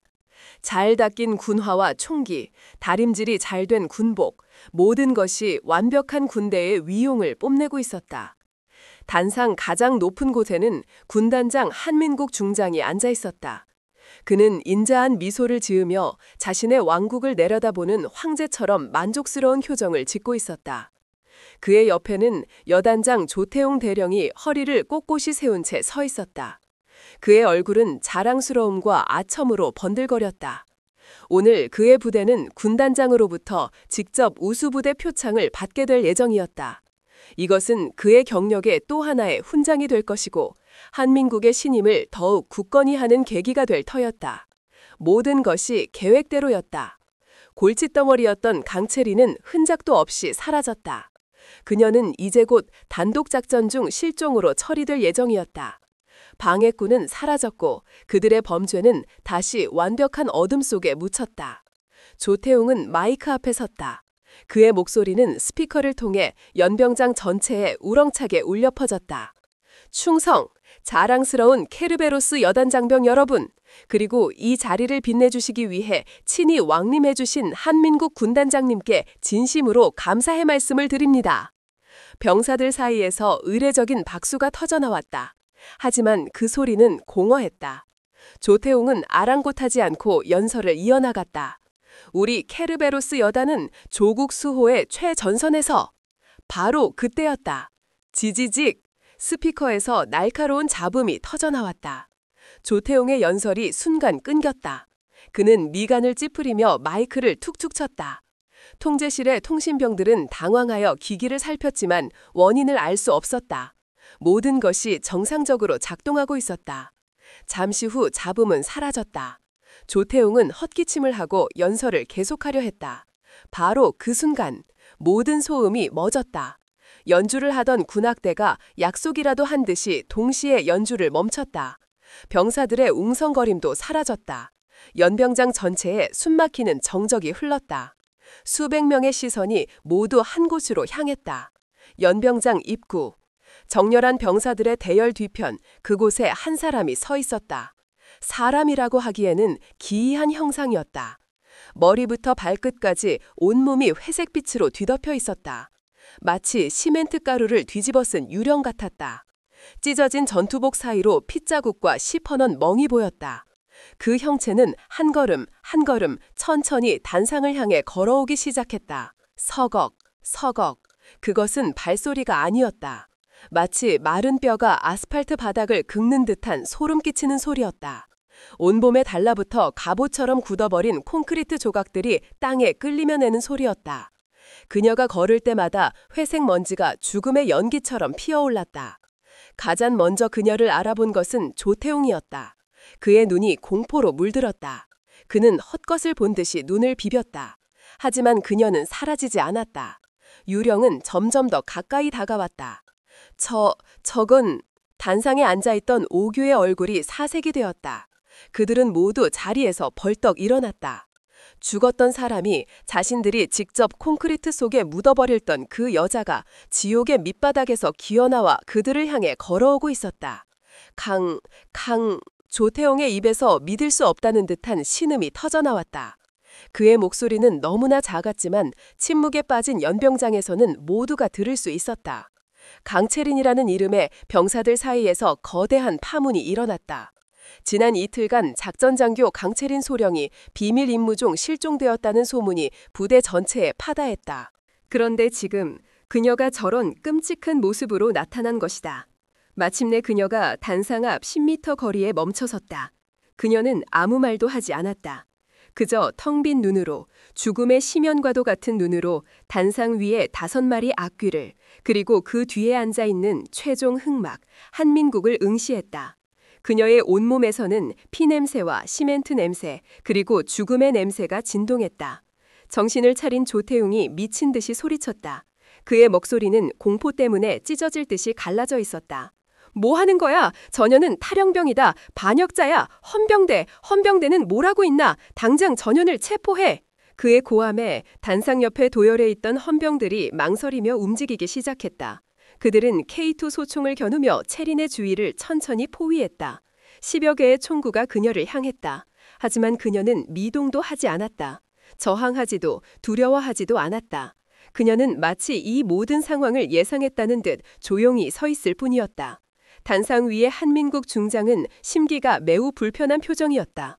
그는 상황을 이해할 수 없었지만 자신의 완벽한 행사에 오점을 남긴 이 상황 자체가 불쾌했다. 그는 조태웅이 이 사태를 빨리 수습하기를 바랐다. 끌어내! 당장 내 눈앞에서 끌어내! 조태웅이 발악했다. 헌병들이 그녀에게 다가와 팔을 붙잡으려는 순간이었다. 체리는 그들을 쳐다보지도 않았다. 그녀는 그저 허공을 향해 아주 미세하게 고개를 끄덕였다. 그것이 신호였다. 바로 그 순간 연병장 전체에 설치긴 모든 스피커에서 귀를 찢는 듯한 고주파음이 터져나왔다. 으악! 내 귀! 모든 병사들이 귀를 막고 비명을 질렀다. 조태웅과 단상 위의 인물들도 마찬가지였다. 단 한 사람, 강채린만이 그 끔찍한 소음 속에서 평온하게 서 있었다. 그리고 다음 순간 단상 뒤에 설치된 거대한 전광판이 번쩍 하고 켜졌다. 원래대로라면 군단장님께 대한 충성 같은 낯간지러운 문구가 떠 있어야 할 스크린이었다. 하지만 화면에 나타난 것은 칠흑 같은 어둠뿐이었다. 모든 소음이 멎었다. 그리고 연병장 전체에 한 여자의 차갑고 침착한 목소리가 울려 퍼지기 시작했다. 강채린, 그녀 자신의 목소리였다. 나 강채린 소령은 지금부터 제17기 기계화 보병 여단장 조태웅 대령과 그 휘하 장교들, 그리고 이 모든 범죄의 배후에 있는 한민국 군단장의 죄악을 고발한다. 그 목소리는 녹음된 것이었다. 연병장의 모든 이들이 숨을 죽였다. 조태웅의 얼굴이 하얗게 질렸다. 한민국의 인자하던 미소는 완전히 사라지고 싸늘한 표정만이 남았다. 화면은 여전히 검은색이었지만 스피커에서는 끔찍한 소리들이 흘러나오기 시작했다. 둔탁한 타격음, 퍽, 퍼퍽, 고통을 참는 거친 숨소리, 그리고 악마들의 조롱 섞인 목소리. 아주 독한 년이야. 입도 뻥긋 안 하는군. 괜찮아. 곧 울면서 빌게 될 테니까.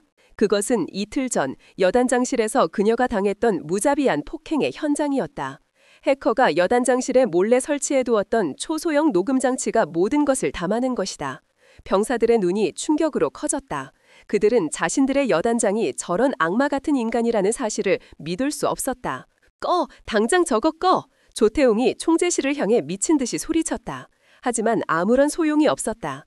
여단의 모든 통제 시스템은 이미 해커의 손아귀에 있었다. 녹음은 계속되었다. 이제는 배경이 바뀌었다. 공사장 기계음과 함께 조태웅의 목소리가 더욱 선명하게 들려왔다. 네 동생 놈도 너처럼 마지막까지 눈빛이 아주 더러웠지. 살려달라고, 제발 살려달라고 울면서 빌더군. 아주 볼만했어. 연병장 전체에 충격적인 정적이 흘렀다. 그들이 사고로 죽었다고 알고 있던 강민혁 중위가 사실은 여단장의 손에 살해당했다는 끔찍한 진실. 병사들의 눈빛이 흔들리기 시작했다.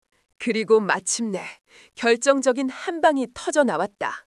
녹음 속 채린의 목소리가 물었다. 니놈 뒤에 있는 게 누구냐고. 그리고 조태웅이 자신만만한 웃음소리와 함께 그 이름이 똑똑히 흘러나왔다. 우리가 모시는 분은 바로 이 군단 전체의 주인이신 한민국 군단장님이시다. 한민국 군단장님, 한민국 군단장님, 한민국 군단장님. 그 이름이 메아리처럼 연병장 전체에 울려 퍼졌다. 그 순간 단상 위에 앉아있던 한민국의 얼굴이 잿빛으로 변했다. 그는 자리에서 벌떡 일어났다.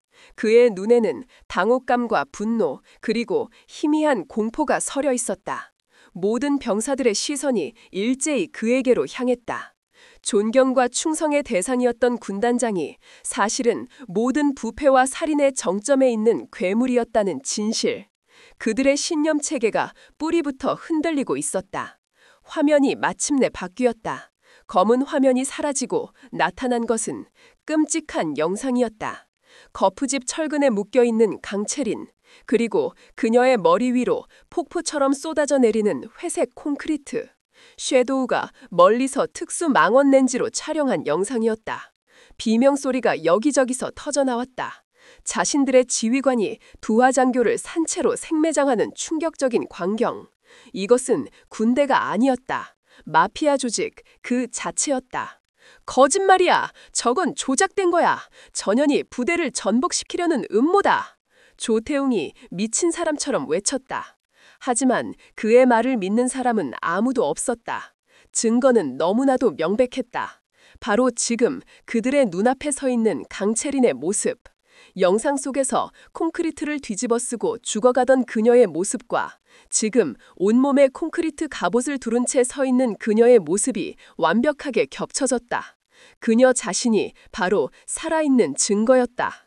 모든 영상과 음성이 끝나자 연병장에는 다시 지옥 같은 침묵이 찾아왔다. 그 침묵을 깬 것은 마이크를 통해 흘러나온 강채린의 진짜 목소리였다. 그녀는 어느새 헌병에게서 빼앗은 무전기의 송신 버튼을 누르고 있었다. 그녀의 목소리는 갈라지고 거칠었지만 그 어떤 사자우보다도 강력한 힘을 담고 있었다. 보았는가? 그녀가 수백 명의 병사들을 향해 물었다. 들었는가? 그녀의 시선이 한 명 한 명의 병사들을 훑었다. 저들이 너희의 명예를 짓밟고 너희의 전우를 죽이고 너희의 군복에 똥칠을 한 자들이다. 너희는 저런 자들에게 충성을 바치고 있었던 것이다. 그녀의 목소리는 분노의 불씨가 되어 병사들의 마음에 옮겨붙었다. 공허하고 짓눌려 있던 그들의 눈에 마침내 다른 빛이 타오르기 시작했다. 그것은 분노의 빛이었다. 배신감의 빛이었다. 그동안 억눌려 왔던 모든 불만과 의심이 이 충격적인 신실 앞에서 마침내 폭발했다. 나는 너희에게 반란을 명령하지 않는다. 채린이 말했다. 나는 너희에게 진정한 군인으로서의 의무를 다할 것을 명령한다. 그녀는 손을 들어 핏기엄은 손가락으로 단상 위에 5마리와 그 뒤에 1마리를 차례로 가리켰다. 대한민국 군법 제8장 반란의 죄. 지휘권을 남용하여 반란을 일으킨 자는 사형에 처한다. 군형법 제1조 상관 살해. 직속 상관을 살해한 자는 사형에 처한다. 저들은 더 이상 너희의 상관이 아니다. 군복을 입은 적이다. 이제 선택해라. 부패한 괴물들의 개가 될 것인가? 아니면 조국의 명예를 지키는 진짜 군인이 될 것인가? 그녀의 말이 끝나자 한 병사가 움직였다. 대열 가장 앞줄에 서 있던 젊은 상병이었다. 그는 들고 있던 K2 소총을 천천히 들어 올렸다. 그의 총구는 강채린을 향하지 않았다. 그의 총구는 단상 위 사색이 된 채 굳어있는 조태용 대령을 향했다. 철컥. 그가 장전하는 소리가 연병장 전체에 울려 퍼지는 신호탄이 되었다. 그것을 시작으로 기적이 일어났다. 철컥, 철컥, 철컥, 철컥. 수백 개의 장전 소리가 하나의 거대한 천둥 소리가 되어 연병장을 뒤흔들었다. 도미노처럼 1명, 2명, 10명, 100명. 모든 병사들이 자신의 총구를 들어 올렸다. 그들의 총구는 모두 한 곳을 향하고 있었다. 단상 위에 조태웅, 오귀, 그리고 한민국. 오귀의 얼굴은 이제 공포를 넘어 절망으로 물들었다. 한민국의 얼굴에서는 모든 핏기가 가셨다. 자신들이 개돼지처럼 부리던 병사들이 이제 자신들의 심장을 향해 총구를 겨누고 있었다. 이것은 반란이었다. 아니, 이것은 심판이었다. 강채린은 그 광경을 조용히 지켜보았다. 그녀의 입가에 콘크리트 가루와 피딱지 사이로 아주 희미한 미소가 떠올랐다. 그녀의 도박은 성공했다. 그녀는 꺼져가던 불씨들을 마침내 거대한 혁명의 불길로 되살려냈다. 심판의 시간이었다. 연병장을 뒤덮은 것은 총구의 숲이었다. 수백 개의 검은 총구가 단상 위에 6명을 향해 있었다. 그것은 단순한 총구가 아니었다. 그동안 억눌려 왔던 수백 명의 분노였고 짓밟혔던 명예였으며 죽어간 전우를 위한 복수의 의지였다. 시간이 멈춘 듯했다. 바람 소리조차 들리지 않았다. 들리는 것은 오직 흥분과 분노로 가득 찬 병사들의 거친 숨소리뿐이었다. 단상 위의 오귀는 완전히 얼어붙었다. 그들은 평생을 병사들을 발 아래 두고 소모품처럼 가축처럼 부려왔다. 그런 그들이 감히 자신들에게 총구를 겨눈다는 것은 그들의 세계관 자체를 파괴하는 있을 수 없는 일이었다. 김진호는 뱀 같은 얼굴이 하얗게 질린 채 다리를 떨었다. 배중혁은 거대한 몸을 잔뜩 웅크린 채 식은땀을 비오듯 흘렸다. 가장 먼저 정신을 차린 것은 한민국이었다. 그는 역시 군단장이었다. 일개 여단장과는 격이 달랐다. 그의 얼굴에서 핏기는 가셨지만 공포 대신 차가운 분노가 그 자리를 채웠다. 이것은 반란이다. 자신의 왕국에서 일어난 용서할 수 없는 반란. 그는 이 어리석은 양들을 다시 통제할 수 있다고 믿었다. 공포와 권위로. 그가 마이크 앞으로 나섰다. 그의 목소리는 분노로 떨렸지만 최대한 위험을 담으려 애쓰고 있었다. 지금 이게 무슨 짓인가? 그의 목소리가 연병장에 울려 퍼졌다. 너희들은 군인이다. 군인은 명령에 살고 명령에 죽는다. 저 여자는 부대를 전복시키려는 반역자일 뿐이다. 너희는 지금 반역자의 말에 놀아나고 있는 것이다. 그는 병사들을 향해 호통쳤다. 평소에 그였다면 이 한마디에 모든 병사들이 겁을 먹고 총을 내렸을 것이다. 하지만 아무도 움직이지 않았다. 그들의 눈은 더 이상 공포에 물들어 있지 않았다. 그들의 눈에는 경멸과 확신이 서려 있었다. 명령을 내린다. 지금 당장 총을 내리고 저 반역자를 체포하라. 이것은 군단장인 나, 한민국의 명령이다. 불복하는 자는 모두 반역죄로 다스릴 것이다. 삼족을 멸할 것이야. 그의 마지막 말은 협박이자 발악이었다. 하지만 그의 협박은 더 이상 힘이 없었다. 진실이라는 거대한 빛 앞에서 그의 권위는 한낱 그림자에 불과했다. 그때 강채린이 다시 무전기를 들었다. 그녀의 차가운 목소리가 한민국의 광기 어린 외침을 잘라냈다. 반역자. 그녀는 코웃음을 쳤다. 진정한 반역자가 아직도 모르겠는가, 한민국. 그녀는 천천히 병사들 사이를 걸었다. 그녀가 지나가는 곳마다 병사들은 경외와 신뢰의 눈빛으로 그녀에게 길을 터주었다.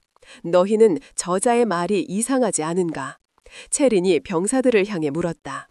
어째서 너희 모두가 단 한 번의 망설임도 없이 약속이라도 한 듯이 동시에 총구를 들어 올렸는지 저자는 그것을 이해하지 못한다. 그녀는 단상 앞에 다시 멈춰섰다. 그리고 한민국을 똑바로 쳐다보며 잔인한 미소를 지었다. 내가 알려주지. 이것은 우연히 일어난 감정적인 폭동이 아니다. 이것은 아주 오래전부터 계획된 예고된 심판이다. 이것이 바로 C-2 두 번째 반전이었다. 내가 이 부대에 온 첫날부터 나는 너희들을 지켜보고 있었다. 채린의 목소리가 연병장 전체에 울려 퍼졌다. 나는 보았다.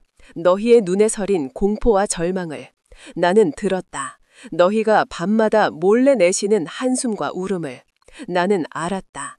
이 부대가 거대한 감옥이라는 것을. 그녀는 말을 이었다. 그녀의 말 한마디 한마디는 병사들의 가슴속에 박혀있던 응어리를 풀어주는 열쇠와도 같았다. 너희는 박지훈 이병을 기억하나? 어머니가 위독한데도 휴가를 받지 못했던 그 병사를. 내가 그의 휴가를 승인해 주었을 때 너희는 그것을 단순한 온정이라고 생각했겠지. 아니, 그것은 신호였다. 이 부대에도 아직 규정과 원칙이 살아있다는 신호. 너희는 식당에서 배식 비리로 썩은 음식이 나왔을 때를 기억하나? 내가 군수참모 배중혁의 멱살을 잡고 그를 식판에 처박았을 때 너희는 그저 통쾌하다고만 생각했겠지. 아니, 그것은 선전포고였다. 너희의 것을 빼앗는 자들은 반드시 대가를 치르게 될 것이라는 선전포고. 나는 밤마다 너희의 생활관 주변을 돌았다. 그리고 몰래 쪽지를 남겼다.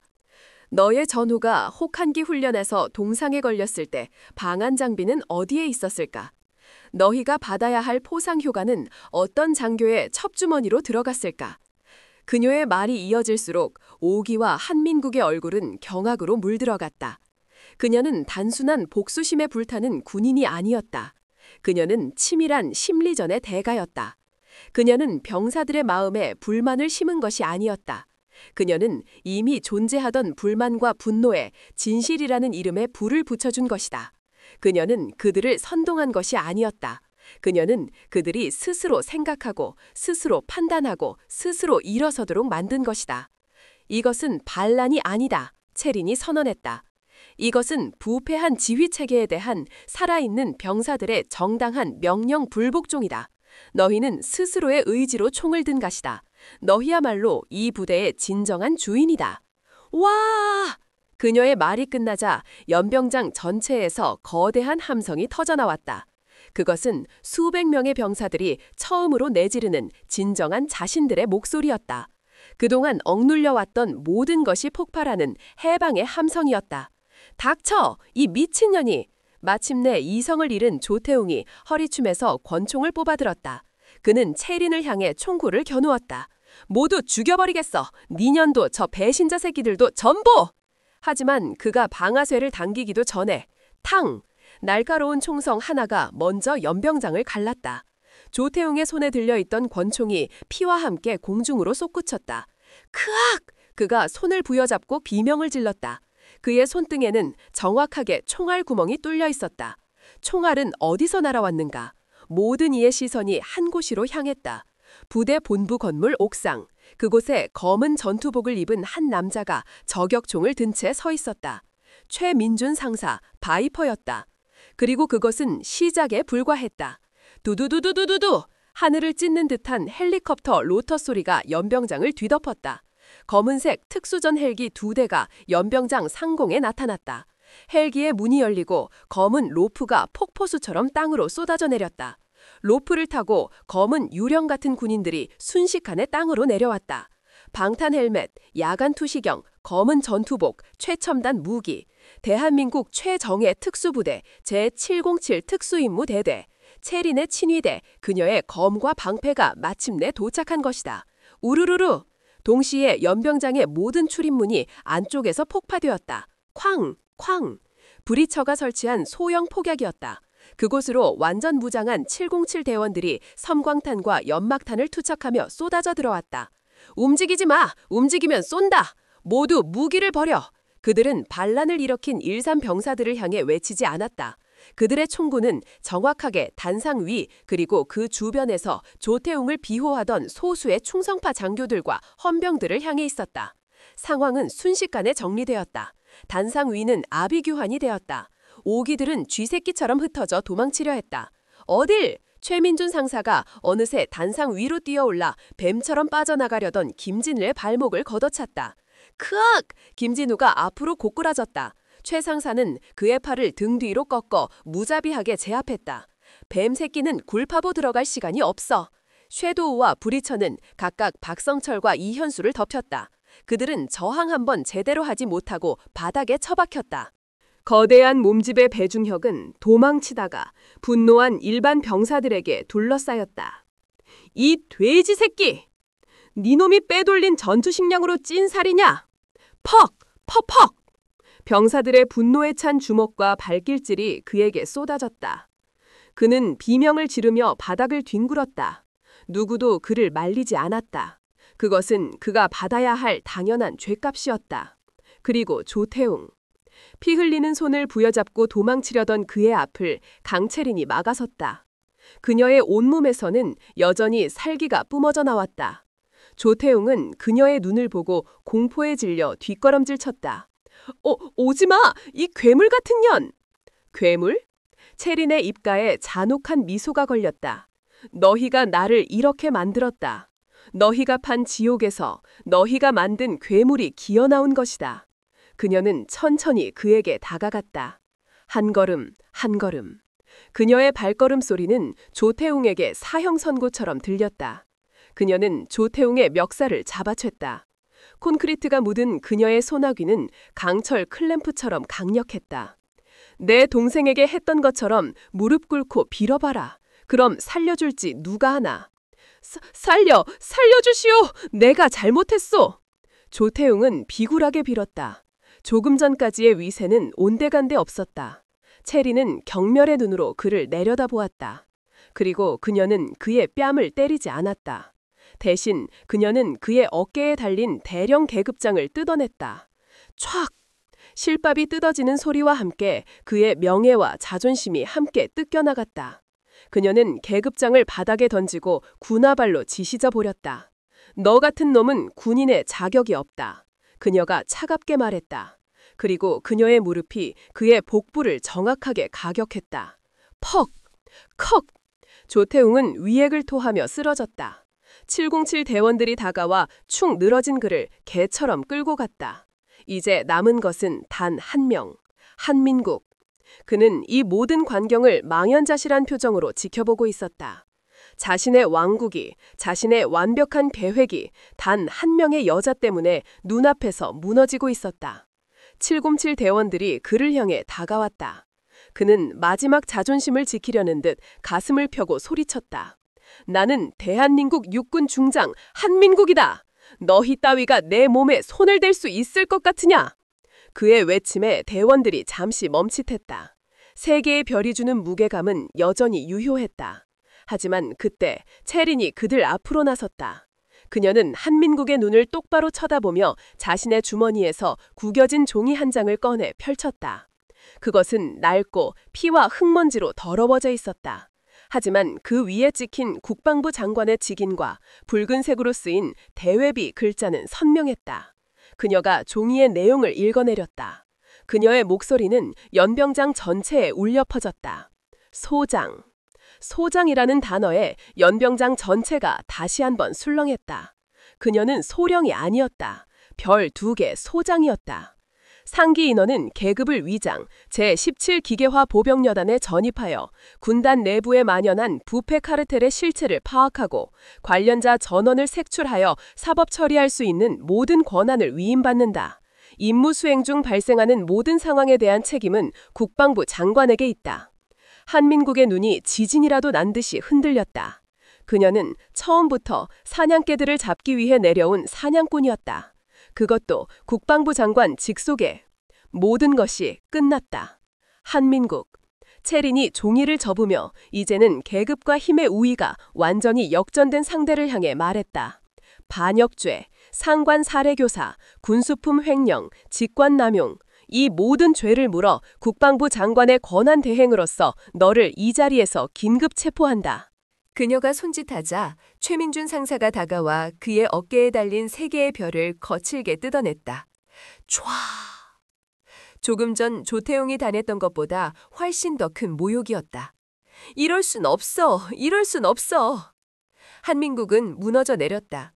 그의 모든 권위와 명예가 바닥에 떨어졌다.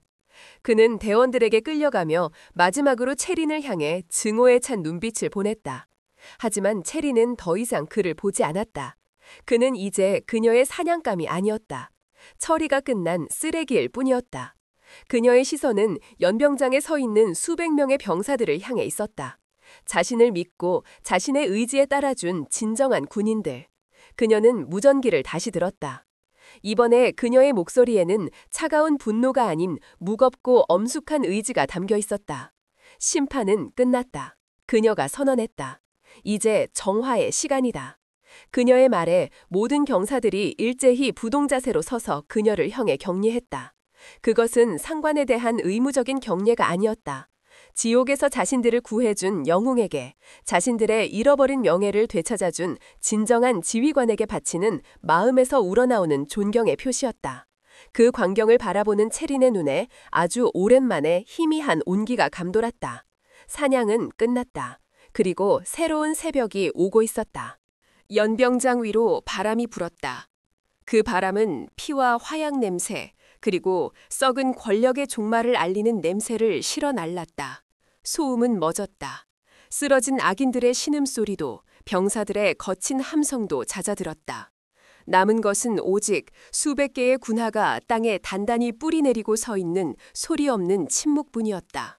강채리는 그 침묵의 중심에 서 있었다.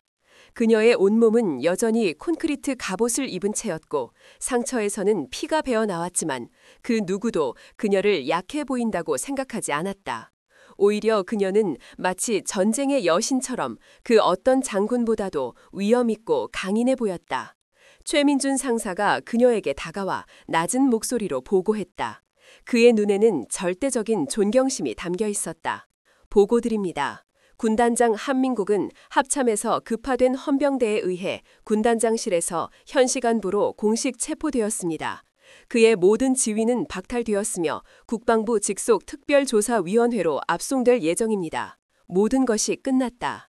뿌리까지 완전히 뽑아낸 것이다. 체리는 작게 고개를 끄덕였다. 그녀의 어깨에서 아주 미세하게 힘이 빠져나가는 것이 느껴졌다. 길고 길었던 사냥이 마침내 끝났다. 그녀의 시선이 연병장의 도열한 병사들에게로 향했다. 그들의 눈은 더 이상 공허하지 않았다. 그들의 눈에는 혼란과 충격 그리고 희미한 희망의 빛이 서려 있었다. 그들은 자신들의 손으로 부정을 심판했다. 하지만 그들은 동시에 상관에게 총을 겨눈 군인이기도 했다. 그들의 미래는 어떻게 되는 것인가? 그녀는 병사들 사이에서 익숙한 얼굴을 찾아냈다. 박지훈 이병. 그는 다른 병사들과 마찬가지로 부동 자세로 서 있었지만 그녀와 눈이 마주치자 살짝 고개를 숙였다. 그의 눈에는 감사합니다라는 무언의 메시지가 담겨 있었다. 체리는 그를 향해 아주 희미하게 거의 알아차릴 수 없을 정도로 고개를 끄덕여 주었다. 네가 시작이었다라는 그들만이 아는 신호였다. 정의는 거창한 구호가 아니라 이처럼 작은 용기들이 모여 이루어지는 것임을 그녀는 다시 한번 깨달았다. 그때였다. 두두두두두두두. 하늘 저편에서 또 다른 헬리콥터 소리가 들려왔다. 이번에는 707의 검은 헬기가 아니었다.